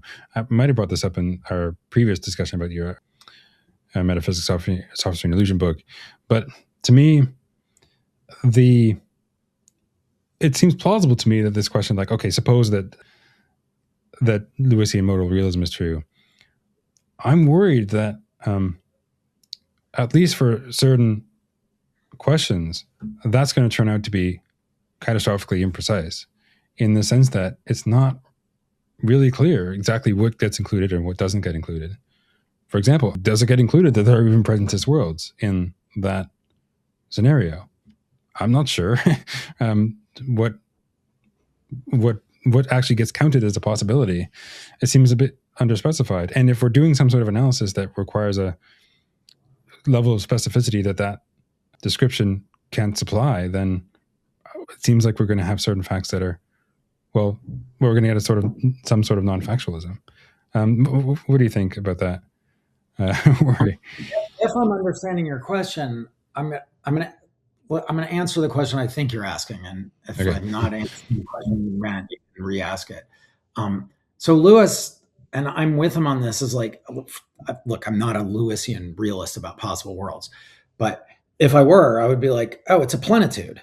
So are presentist worlds included? Well, if they could be included, they are included.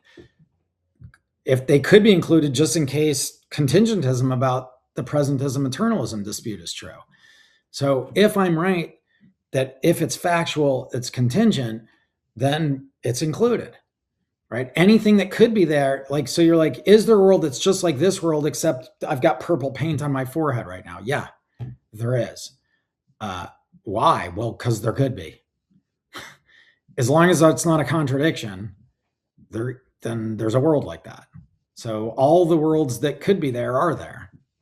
And you might be like, what's this could? You're using could to help you on it. I'm like, yeah, I mean, I personally think like sooner or later we have to help ourselves to a primitive term. Like, I'm not with Lewis that we can analyze possibility this way. I think we need the primitive, but like the plenitude is just like, they're all there. Yeah. No, I guess, and this comes back to a little bit about what you were asking earlier about my response to certain modal claims. Well, I mean, you pointed out that, like, well, if it's not inconsistent, then that should be there. That should be one of the options. That, if I'm understanding that correctly, the suggestion is something like, we do have some sort of principle for what would count as a possible world in this way, has something to do with it being, if there's a coherent description of it, then that corresponds to it. That's a description of a possible world.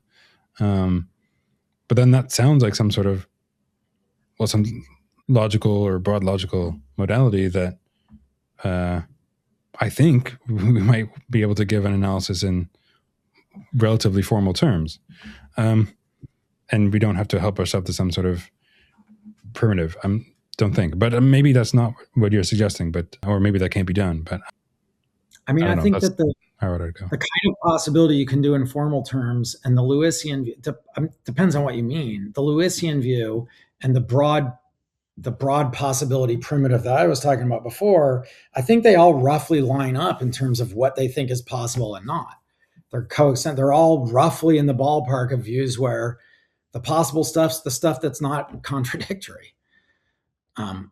I think that the best view is take possibility as a primitive. I think that's better than doing it formally. I think you're going to need some kind of primitive, like we need primitives to do things. And I think the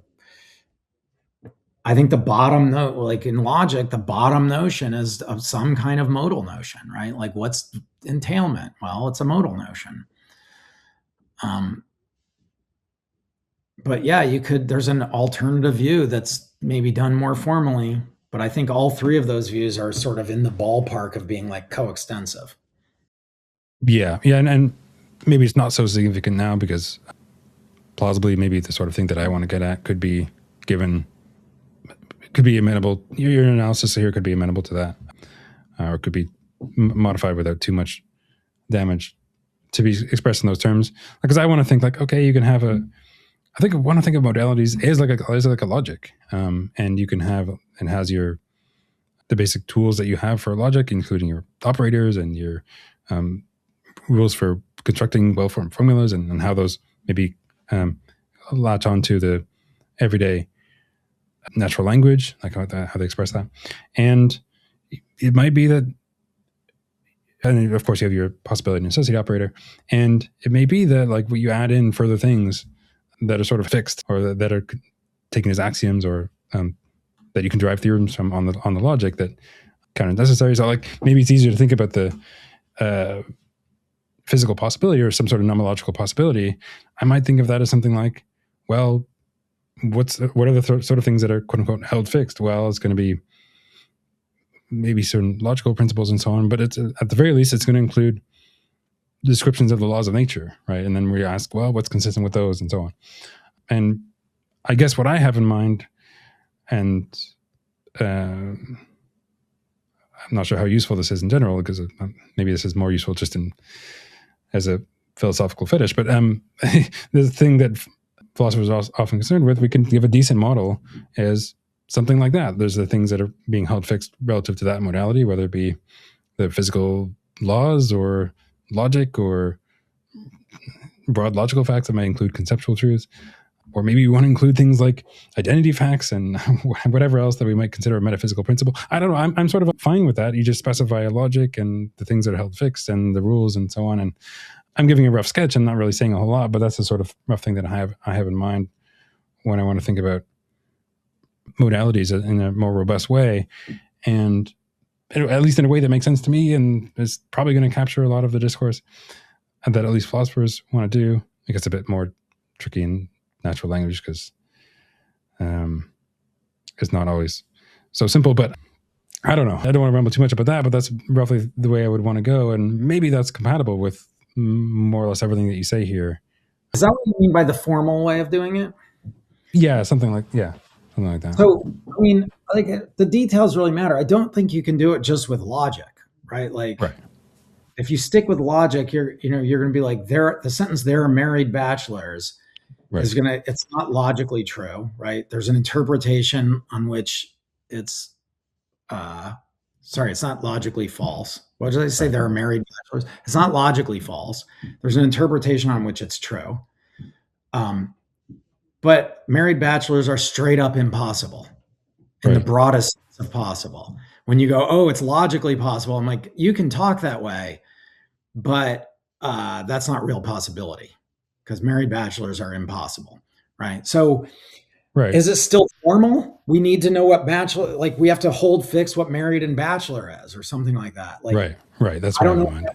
Not just there's going to be certain conceptual truths, or at least that license certain inferences that are held fixed. Oh, sorry, you cut out for me. No, I was saying you have to hold all the logical all the conceptual truths. Right. And now it starts feeling not formal in the normal sense of formal. Well, I mean, maybe it's not something that you could express in a brief or simple logical system, like, first order logic or something like that. But I don't know. It's as a rough description of the sort of approach. I don't know. It's still the sort of thing I have in mind. Because it's true. If I say exist X, MX, and BX, right? Or that's not a contradiction in first order logic. But if we add in conceptual facts about what M corresponds to as constraints on the logic, then you could derive not married X from bachelor X, and then you get extra contradiction. Anyway, I don't know. This is basically my view. Like, I think this is going to end up being equivalent in some sense. And you're going to, like, I'm like, oh, you need a modal primitive. And you're like, oh, no, I can do it without. I'm like, okay, look, you're going to have like models, something like that. And I'm like, okay, is that better to like be believing in models? Those are abstract objects. Like I got to see the detail, but it sounds like, oh, it's going to be roughly coextensive, and then there's going to be a philosophical question of what's the best one to actually believe. And I'm like, I've made my decision. I'm going to have a modal primitive, and that'll do a lot of work for me. Yeah, no, that's fair. I think it is going to be pretty close to coextensive. That seems probably right. I mean, I do also want to say, I mean, I wonder how much of this is,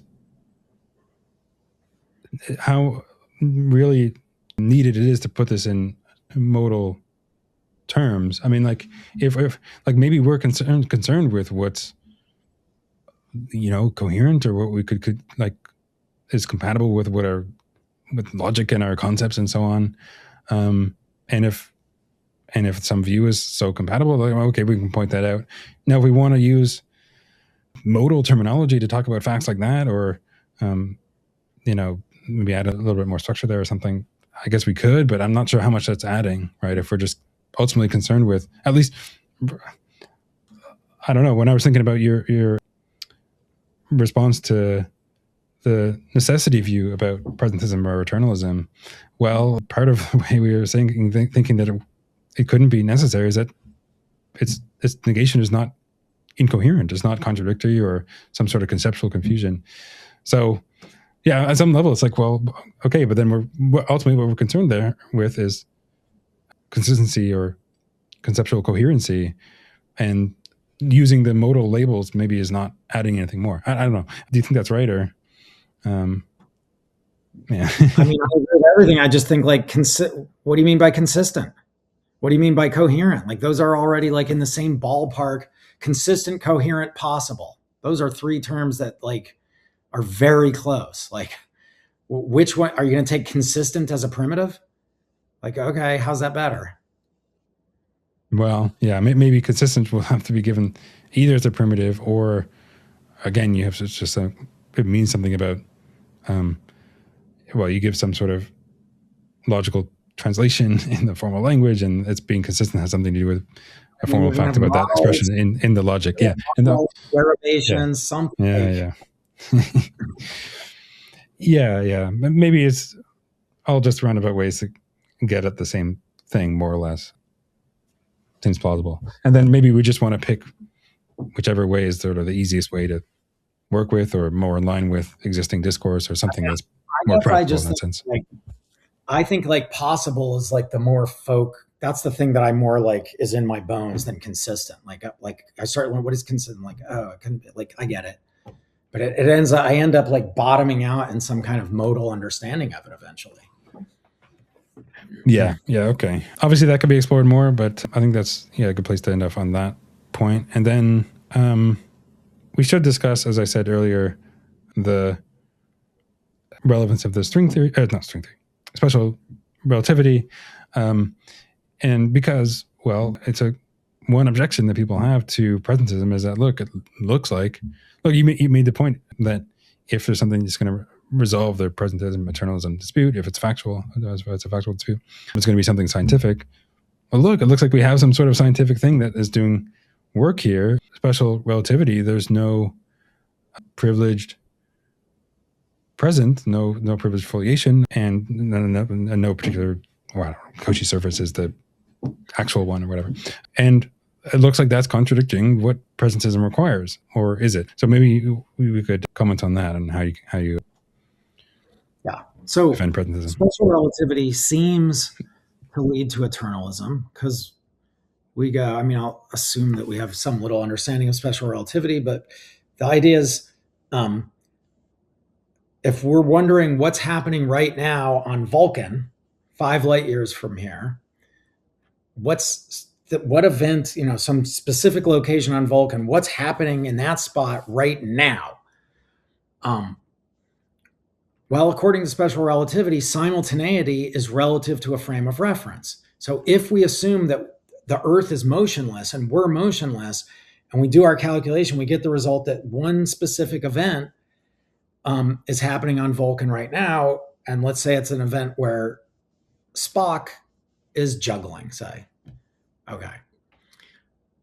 But if we assume that we're moving at half the speed of light in some direction, and we do our calculations, we get the result that some later event is happening. Let's say Spock's kid is jumping rope. And let's suppose that when Spock was juggling, the kid hadn't been born yet. And when the kid was jumping rope, Spock had already died. So on one frame of reference, Spock exists and the kid doesn't. And on the other frame of reference, the kid exists and Spock doesn't. And special relativity says there's no frame independent absolute fact about what's happening there. So there's no frame independent fact about what exists on Vulcan now. So that's what special relativity says. And then the argument for eternalism is like, well, now it looks like we have to believe in both. Here are two objective facts. And frame one, Spock exists and he's juggling. Now on frame two, the kid exists and he's jumping rope now. It looks like we have to believe in Spock and the kid, but they're in each other's absolute past and future. Those two events, we have to believe in both events. They're in each other's absolute past and future. It looks like we have to be eternalists. And so the standard presentist response to this argument is to endorse the view that there's an objective privileged frame of reference. So all of that's true, but one of the frames of reference is the right frame of reference. So there's an objective fact about which objects are really motionless, which ones are really moving at what velocities. And that's according to the version of special relativity that presentists would want to endorse, that's empirically undiscoverable, but it's just an empirically undiscoverable fact about reality. And we can't know it, but if we did know it, that would tell you what actually is happening. So either Spock or the kid doesn't exist, depending on which is the objectively correct or privileged frame of reference. That's sort of the standard presentist response. I think physicists hate that. I think a lot of people that think about space-time physics hate it. It adds extra structure to reality. And what I do in the chapter is I explain a view. It's an alternative view that the presentist can endorse that I call relativized presentism, which is roughly just the view that, oh, you can just relativize existence in the same way that you relativize simultaneity. So you can say, here's what we should say. On one frame of reference, Spock exists and the kid doesn't. On the other frame of reference, the kid exists and Spock doesn't. And that's all there is to say on the matter. Does Spock exist right now as we stand in this point at this moment? There's no fact of the matter. There's no frame independent fact of the matter. Just like there's no frame independent fact of the matter what's happening on Vulcan. So a lot of philosophers think that's really weird, that existence could be relative to a frame of reference. I agree it's weird. I want to say a few things to ease the blow. One is, look, special relativity tells us that the world is a weird place. And it already is weird in telling us simultaneity is relative to a frame of reference. That feels less weird just because you've gotten used to it. But the point of the chapter is not to argue that relativized existence is true. It's to point out what the entailment of special relativity is. Special relativity tells us that one of three weird things is true. Either eternalism is true. That's weird, right? That makes you have to believe in dinosaurs and William the Conqueror and the Battle of Hastings. That's weird. That's an ontological bloat, extreme ontological bloat, extreme violation of Occam's razor, unless we have to. Or there's a privileged frame of reference, also weird. I think it's conceptually weird. It's also another violation of Occam's razor. Or relativized existence. No violation of Occam's razor. No extra privileged frame of reference. No past and future objects. It's the leanest view, but it's weird. So all I'm saying is like, it's one of the options on the table, and there's no reason from special relativity to think, well, eternalism is the one. Like one of the three is true. We don't know which one. So that's one point I want to make. Another point I want to make is that it's not as weird as it seems when you first hear it, because the view is compatible with saying there's an objective fact of the matter that we exist, because we exist on every frame of reference, and everything on Earth does, unless it's about to be annihilated in the next nanosecond. Also, the presentist gets to say, and dinosaurs don't exist because they don't exist on any frame of reference. So we can sit here as we talk here in 2026 and go, you and me exist, absolute frame independent fact. Dinosaurs don't exist, absolute frame independent fact. No fact of the matter whether Spock and his kid exist on Vulcan. Weird, but less weird than if I had to say there's no fact of the matter whether I exist, which is like obviously false because I know I exist. Last point to ease the blow is just, this isn't going to ease the blow for you, but it's a promissory note. If you sit with the view and think about it, it starts to become more okay. Like it's just like the simultaneity thing. It's like when you first learn special relativity, you're like, wait, what? Simultaneity is, and slowly you're like, okay. And then what I'm saying is if you take that theory and you add in presentism, you go, oh, existence is relative. And at first you're like, what? And you're like, oh, I get it. That's just what relativized existence is if presentism is true. That's what relativized simultaneity is if presentism is true. And here's a thing I say in the book, like the one way to think about this is to think about the moving spotlight theory, right? So the moving spotlight theory is a version of eternalism that says there's a spotlight going through the four-dimensional block, so there's a privileged present. And an initial reaction to that is like, oh, that's incompatible with special relativity also. But I think it's not, because what you say is, no, there's a relativistically kosher spotlight moving through the spotlight. What you say is that each space-time point is in the spotlight and lit up just for a second and only when it's present. And then facts about which space-time points are lit up simultaneous with which others is relative to a frame of reference. So there's this relativistic spotlight going through the thing. And then you go, oh, that's cool. So that is compatible with relativity. And then the presentist goes, that's my worldview, except the stuff not in the spotlight doesn't exist at all. So what exists is this relativistic thing. And then when you think of it that way, you're like, oh, relativized simultaneity, that's just what relativized existence is just what relativized simultaneity is if you're a presentist. And so if you think about it for long enough, it starts feeling like, oh, that's not really weirder than relativized simultaneity. Now, I don't think this fully eases the blow. I do think it's weird, but I think once you like think all of it through, you're like, okay, it's weird, but I think maybe I could live with it. And maybe it sits on the same plane as privileged frame of reference and eternalism. They're all weird, but we don't know which is true. We know one of them is true from special relativity, but we don't know which one. So that's basically what I argue. Good. Yeah, that's helpful. I mean, one worry I have about this, our presentism, like if existence is relative to frame of reference, well, then if we say, does Spock 1 exist, for example, without relativizing it, then there's just no fact of the matter. Is only true relative to a frame of reference that exists.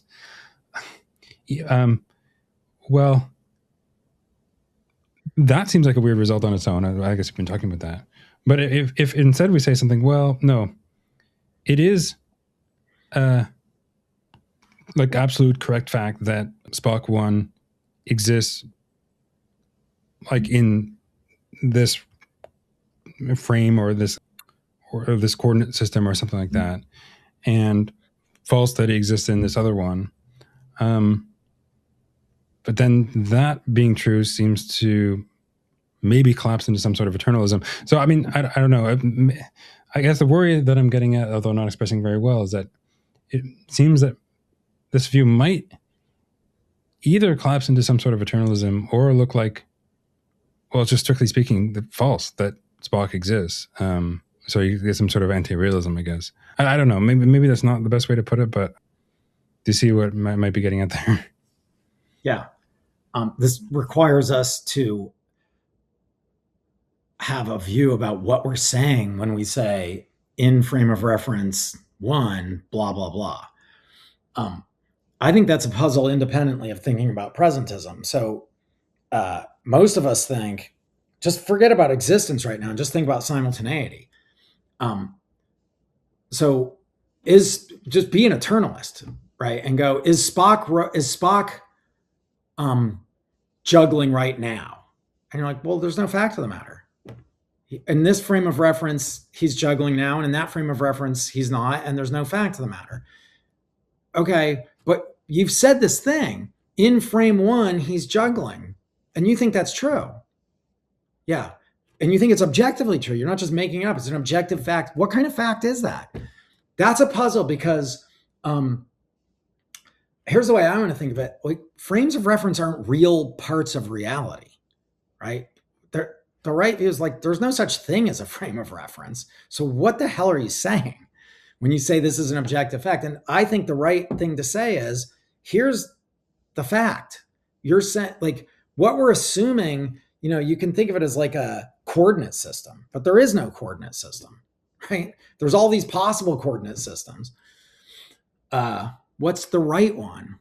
Well, if we assume, here's what I think a frame of reference is. It's something like an assumption that this is the right frame of reference.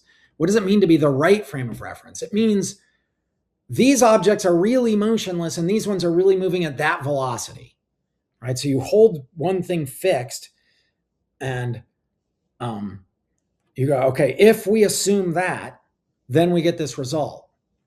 What do you mean by assume it? I mean, add that in, that there is this coordinate system that makes it the case that Earth is motionless or whatever, and everything else is moving accordingly.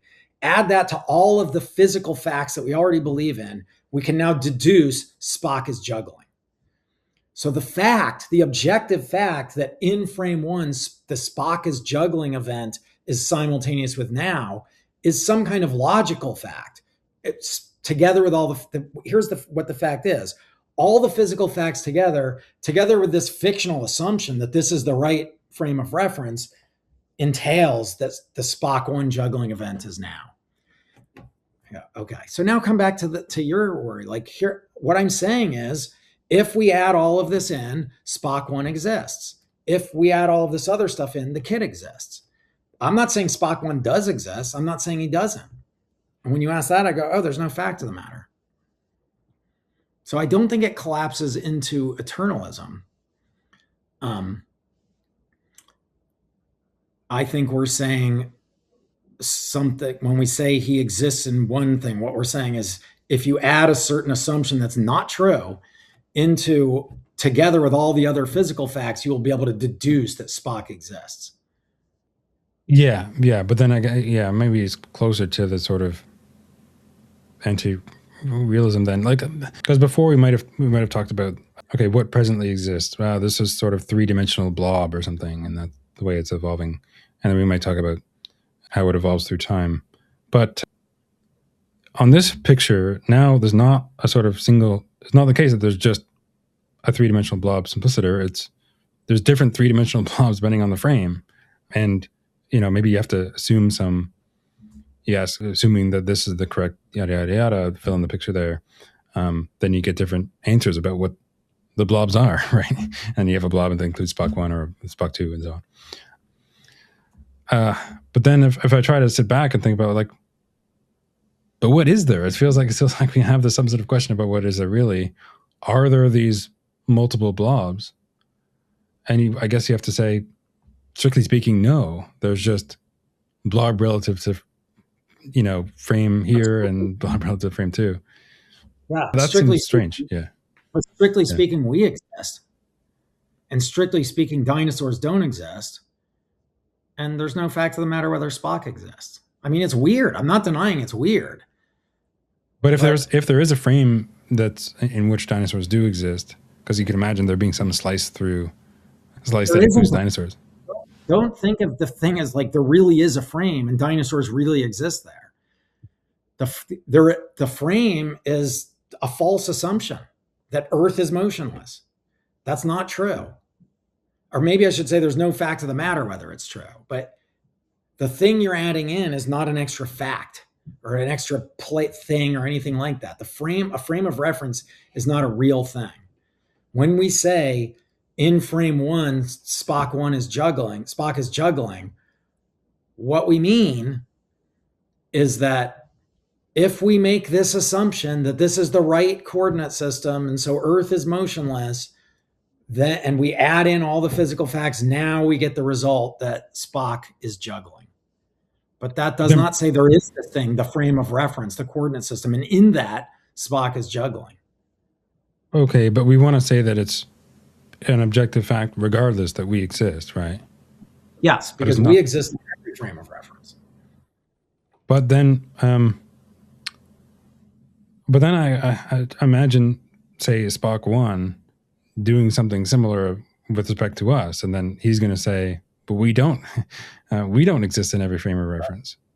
So right. how does that make sense? So we've got two creatures that are 20 light years away, say. And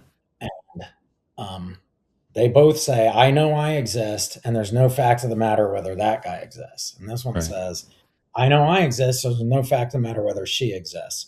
And on this view, those are compatible with each other because there's no fact of the matter whether they're simultaneous, right? So it's sort of like this. On the classical, the worry you're trying to run sounds like a good worry, but what I want to say is it's analogous to the following objection to classical presentism. So I go, look, my great-granddaughter, if presentism were true, she could reason like this. If presentism is true, Mark doesn't exist.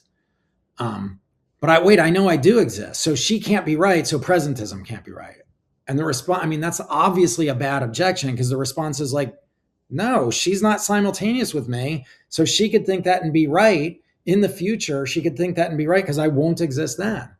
And the claim here is like, it's not a good objection because you're assuming that the person across the galaxy is simultaneous with me. And on this view, there's no fact of the matter whether they're simultaneous.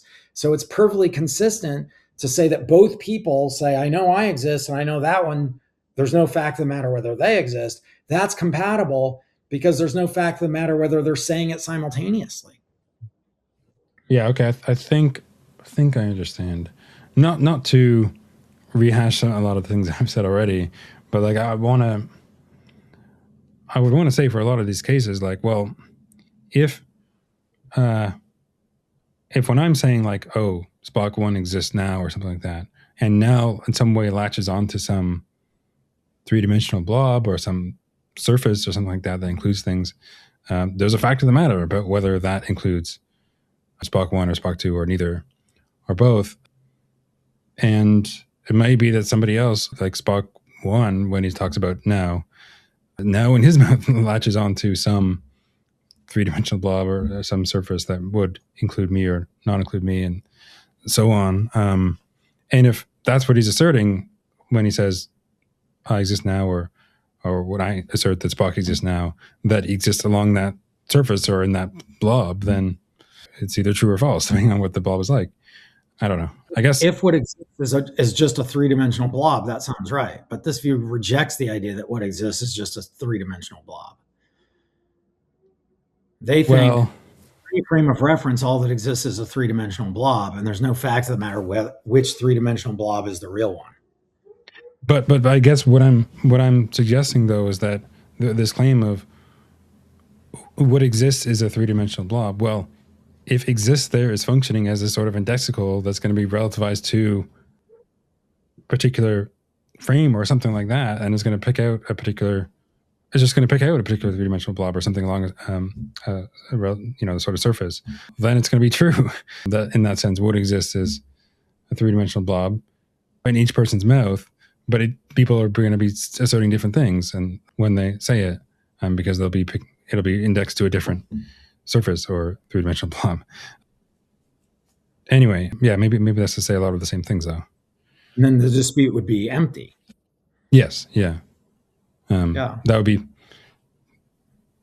because if what I assert that exists or is now or contained in reality or any of these other locutions that say basically the same thing is indexed in some way to some fact about my frame, then people can be asserting saying the same words, but it'll be indexed to different frames and it might be true or false on all of them. So this is like, we were talking about this at the beginning. Like there's a non-factualist view of the kind that I'm sort of partial to. And then there's this kind of mere verbalist view where the quantifier gets different meanings. And you seem to like that view more. Like, so this is of that that sort of Eli Hirsch kind, I'm not partial to that just because I think that I can just stipulate that the quantifier doesn't mean that, and that it's more, I don't know, this is the same thing I was saying at the beginning, but like, yeah, I mean, I think if you had that Eli Hirsch view, like you could say something like that about this. Yeah, fair enough. And it's possible I'm missing something, or that there's some way to understand it that I'm unclear on. Again, I don't want to say that I'm super convinced of this as a reply, but it's sort of where I'm at presently anyway. Okay, we haven't been going quite a while. I'll probably skip some of the other objections that you cover, especially in chapter 10. We'll leave those for people to check out in the book. And I'll include links to where people can find that when that's published. I think that comes out in June, no? Yeah, I'm not sure. They didn't give me an exact date, but yeah, soon. May or June, I think. Yeah, but I think we should, before we wrap up, maybe cover a couple of things from chapter 11 and stuff at the end, because it's quite significant. And there you flesh out some further commitments, or some, where you think the presentist should go, that sort of ramp up the leanness of the view a bit. You're talking about you want kind of a lean view, and part of the appeal, or I think you put it in one way that maybe, apart from scientific considerations that could count in favor of it, the sort of main appeal of presentism is its leanness, its parsimony. It's not having to posit all these other things. And you sort of take that even further and talk about times and changes and other things like that. And yeah, anyway, can you talk about the view that you end up with there, and as a presentist view that is even more lean than we might otherwise think? Yeah. So, I mean, a sort of presentists in general say things like there's no such thing as William the Conqueror in the Battle of Hastings. But then when they start talking about like time and times, they start believing in things that I think they should reject. So I argue that presentists should reject 4 things that I think a lot of presentists endorse. First is time itself, times, like individual times, like 1944, and the present time, so including the present moment. And temporal passage, or the flow of time, and what I call metaphysically substantive affacts, which are basically facts about times or events having properties, like metaphysically real properties, like pastness, presentness, and futureness. So the way that a lot of presentists believe in these things is by going for what people call an ersatz view, where what they're really believing in is abstract objects that have certain properties, right? So one way to run this view about like what's a time, it's like a possible world. It's like a maximally consistent set of propositions or sentences, or a proposition, a conjunctive proposition that's maximally consistent, something like that, that completely describes reality at that moment. So like, noon Eastern time on January 1st, 1944 is a proposition that says that FDR is president, and England is at war with Germany, and so on. And each time is just a bunch of propositions. And now, we can have these times having properties like was true and stuff like that. What's temporal passage? So like Ned Markosian has this view. He's like, those are times. And now temporal passage is these propositions changing properties, like going from being true 5 minutes ago to being true 6 minutes ago. And that's the flow of time. I don't like any of this. I don't like committing to Platonism. I think these aren't real times. They're ersatz times. And I don't think the presentist needs any of them, because they already have the mechanism in place to talk about stuff that's not real. We already don't believe in Prince William and William. Like, why are we suddenly believing in 1944? So, and why are we believing in time? So we shouldn't believe in any times. Now you might think, we should believe in the present moment, but I think that's the wrong view. This is to step into the trap of like, which part of the eternalist world? You scrape off the past and the future, you're left with the present. I don't think that's a good way to be a presentist. I think it leads to all sorts of problems. a better way to be a presentist is to go, no, there are no moments. Those are eternalist things. There's no time. There are no times. There are no moments, including the present moment. Here's what's real: matter, and it's changing. So like the thing that you should believe in if you're a presentist isn't time, but change, right? And most people want to define change in terms of time. And I think like the opposite is the case. Like we should say time is a fiction that we invent to talk about the changing physical reality. And what's real is a physical reality that's changing. Or at any rate, that's what you should say if you're a presentist. So you shouldn't think there are times or events that have properties like being present, past, and future. Nothing, if you're a presentist, has the property being past or future. Everything trivially has the property being present, but that's trivial. And there are no times, including the present time, and there's no temporal passage because there's no time. There's just changing reality. So that's sort of the view I go for. And it's like metaphysically lean, and we can endorse the same. That's not to say that, oh, all talk of temporal passage and time passing is garbage. No, you endorse the same view that we adopted of everything else. Like, it's for all practical purposes true. If you put it in the past tense, it's literally true, but there's no truth maker. And you tell the same story again about all of this other stuff. And now you get this really lean view. You don't have to commit to abstract objects. You don't have to commit to weird tensed facts. You just have matter changing. That's roughly it.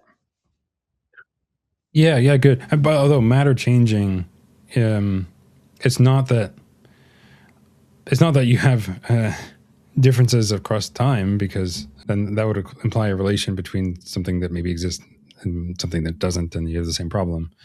But because I was thinking, like, in principle, like there's this debate in the philosophy of time between people who think that time is something substantive, there's substantialists, and then relationalists about time that think that no, time isn't really a thing per se. It's just a way of describing relations between things that exist. But it seems like you're not really going in for either of those in a way. It's not a further thing in addition to the matter that exists. And it's also not relation between things because, well, there's not this relation between things at different times, because that would require other things at other times to exist, and they don't on presentism. Is that right? So it's not really, your view wouldn't fit into doesn't exist either. At all. Here's what time is. Here's what time would be if it existed. A dimension through reality. It would be just what eternalists say it is. What would times be? They would be slices of a four-dimensional reality. What would time be? It would be a dimension through a four-dimensional physical reality. It doesn't exist if presentism is true, but it's certainly a useful fiction. We use that fiction to talk about change, to talk about how things used to be. And so there is no such thing as time, because time would be a dimension through a four-dimensional block if it existed. There are no times because they would be temporal slices of a four-dimensional block, but they're a useful fiction that we use to talk about the thing that's real, which is change, matter changing. Yeah, good. This made me think of, like, people sometimes talk about energy, and there's this question in physics, like, well, what is energy? And I think some people of press would say, well, it's not really a thing per se. It's more like this conserved quantity in certain laws that we have, or something like that. It's not a real physical thing sort of in the world, although the world sort of corresponds to the series in that way. So maybe we could say something like that here, or maybe we'd only say that if eternalism were true, it's some feature of the theories that describe the world and not really a further thing in the world itself. I don't know. Maybe something like that sounds like maybe how it would go. Because it does sort of seem weird to say that, yeah, in addition to like the trees and the people and the chairs and so on, there is this thing, time. Maybe someone says like there's a time field or something. I don't know. I mean, if you're an eternalist, it doesn't seem weird to me. Yeah. Right? It's like, to me, it's like saying, what's north-south? Well, it's the line we can draw through reality. Like, that's what time is if you're an eternalist. But that's to say that you can use those sort of descriptions, but there's not a further thing out there that, like, well, there are things that are spread out. There are things Yeah. that are spread out along the north-south line, and there are things that are spread out along the temporal line if eternalism is true. So, it's a thing you can draw through physical reality. And if presentism is true, it's like, oh, reality is not spread out temporally, so it's not there. Yeah. I mean, I guess you could say if presentism is true, you don't get a line, you get a point. Is that the same That's thing? if you think of the world as a moment. But Yeah, I don't true. want to think of the world as a moment. So just stop thinking of it that way. Is more the line I want to take. It's not a point. It's no, there's no such thing as time or times. You were thinking of it wrong. Reality is not temporally spread out, and it's not a temporal point. Because that leads to this worry, like, how thick is the present? Right. Is it a little thick? Because if so, you're a four-dimensionalist. If it's got no extension at all, like, where did reality go? It disappeared. And the response I want to give is like, this is some kind of category mistake. Reality is not the kind of thing that is temporally extended. Yeah, actually, that reminds me of William Lane Craig has this weird view about. He's a presentist, but he has, or at least he calls himself a presentist, but he has a strange view about what the present is. He doesn't believe in instants. So the present is always some extended moment, but the amount that it's extended is just variable or contextual or something like that. We might talk about the present second or the present hour, and those exist in some sense, right? That seems like a really strange view to me, is because how does that not collapse into something like eternalism? Because if you say the present day exists or the present year exists, I don't know. Are you saying that all? I agree. Yeah, I agree. That's a bad way to be a presentist. The right way is to say, no, we're rejecting the eternalist worldview in a more thoroughgoing way. And other people have done. Trenton Merricks, I think, says something very similar. Maybe Ned Markosian does too. That you shouldn't think of the present as the present moment. I mean, I think what he says about the present moment is that's the current state of affairs or something like that. But for sure, Trenton Merricks has some view along the lines of what I was just saying. right. Yeah. I find some of this state of affairs talk to sometimes be more confusing than helpful, but anyway. I agree. Yeah. That's why I don't for that view. Like I remember talked with like Peter Van Inwagen, and he says, "Oh, I don't include states in my ontology." Okay. All right. I don't know. Sometimes I wonder to what degree this is a matter of like syntactic choice, like what words are we willing to use, and how much of this actually results in a substantive disagreement about what's actually there. But anyway, I mean, I share your concerns about that. Like, it depends how you set up the debate, but I am with you that like I think that a lot of that stuff can be non-factual. right.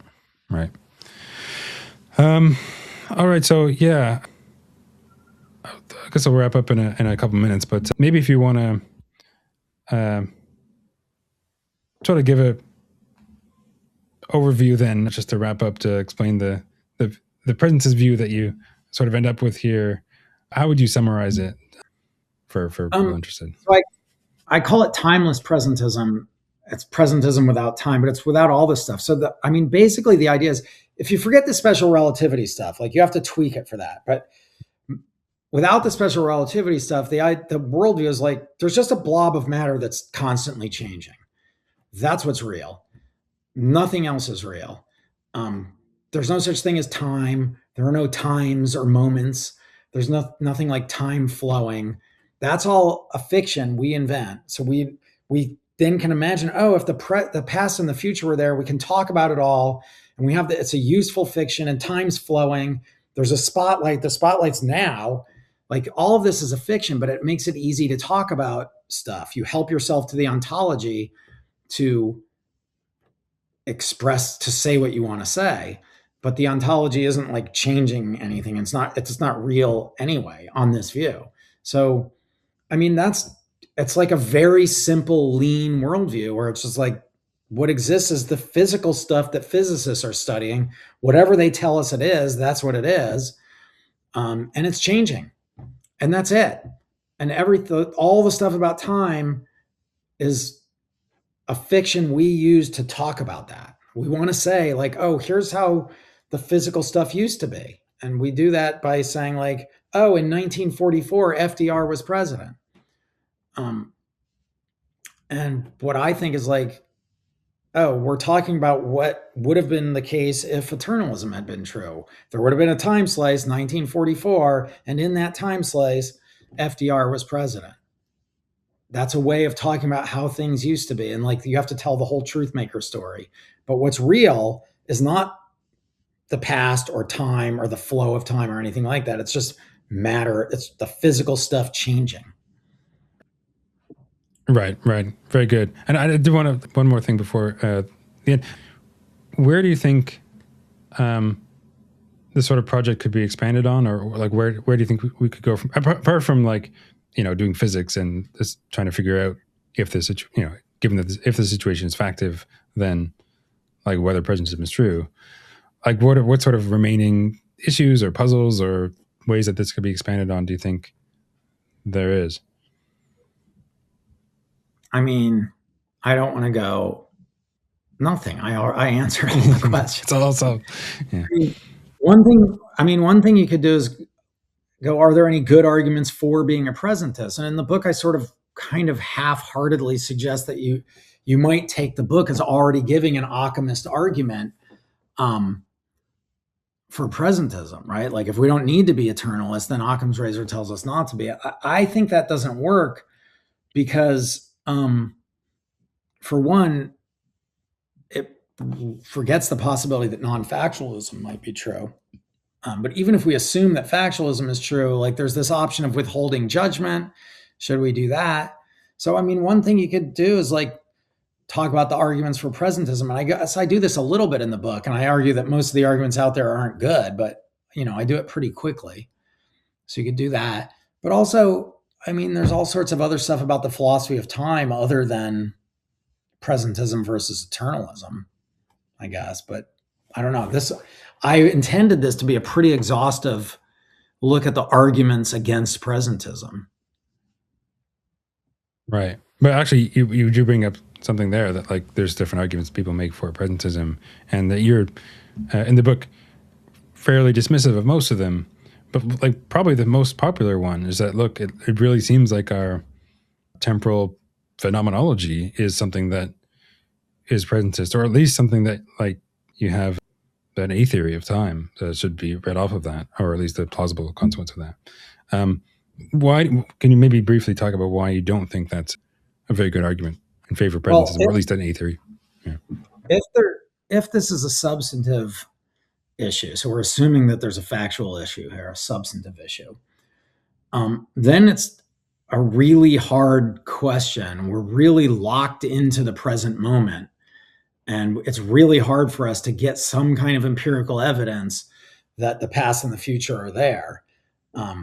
Now, take some people that don't study philosophy and they're just locked into the present. Like, is it surprising that they're going to have a certain common sense, intuitive, phenomenological view of reality being a sort of presentist way? No. I just don't see why that should be evidence. Why that should be, that's like taking people that haven't had any access to science, who live on an island, and asking them if the world is round or flat. Like they've got an intuition that the world is flat. Should they take that as good reason? Like, I don't think so. It seems like we're like that. We shouldn't, our intuitive phenomenological sense of the structure of reality, why is that to be trusted? I mean, eternalism more or less predicts that we would have that phenomenology, because it says like we all have this phenomenological, we're locked into this moment. And here's like, I don't know. Yeah, fair enough. Like I sometimes wonder like, well, what exactly is the content of this experience that makes it sort of seem that way? It's sort of hard to pin down.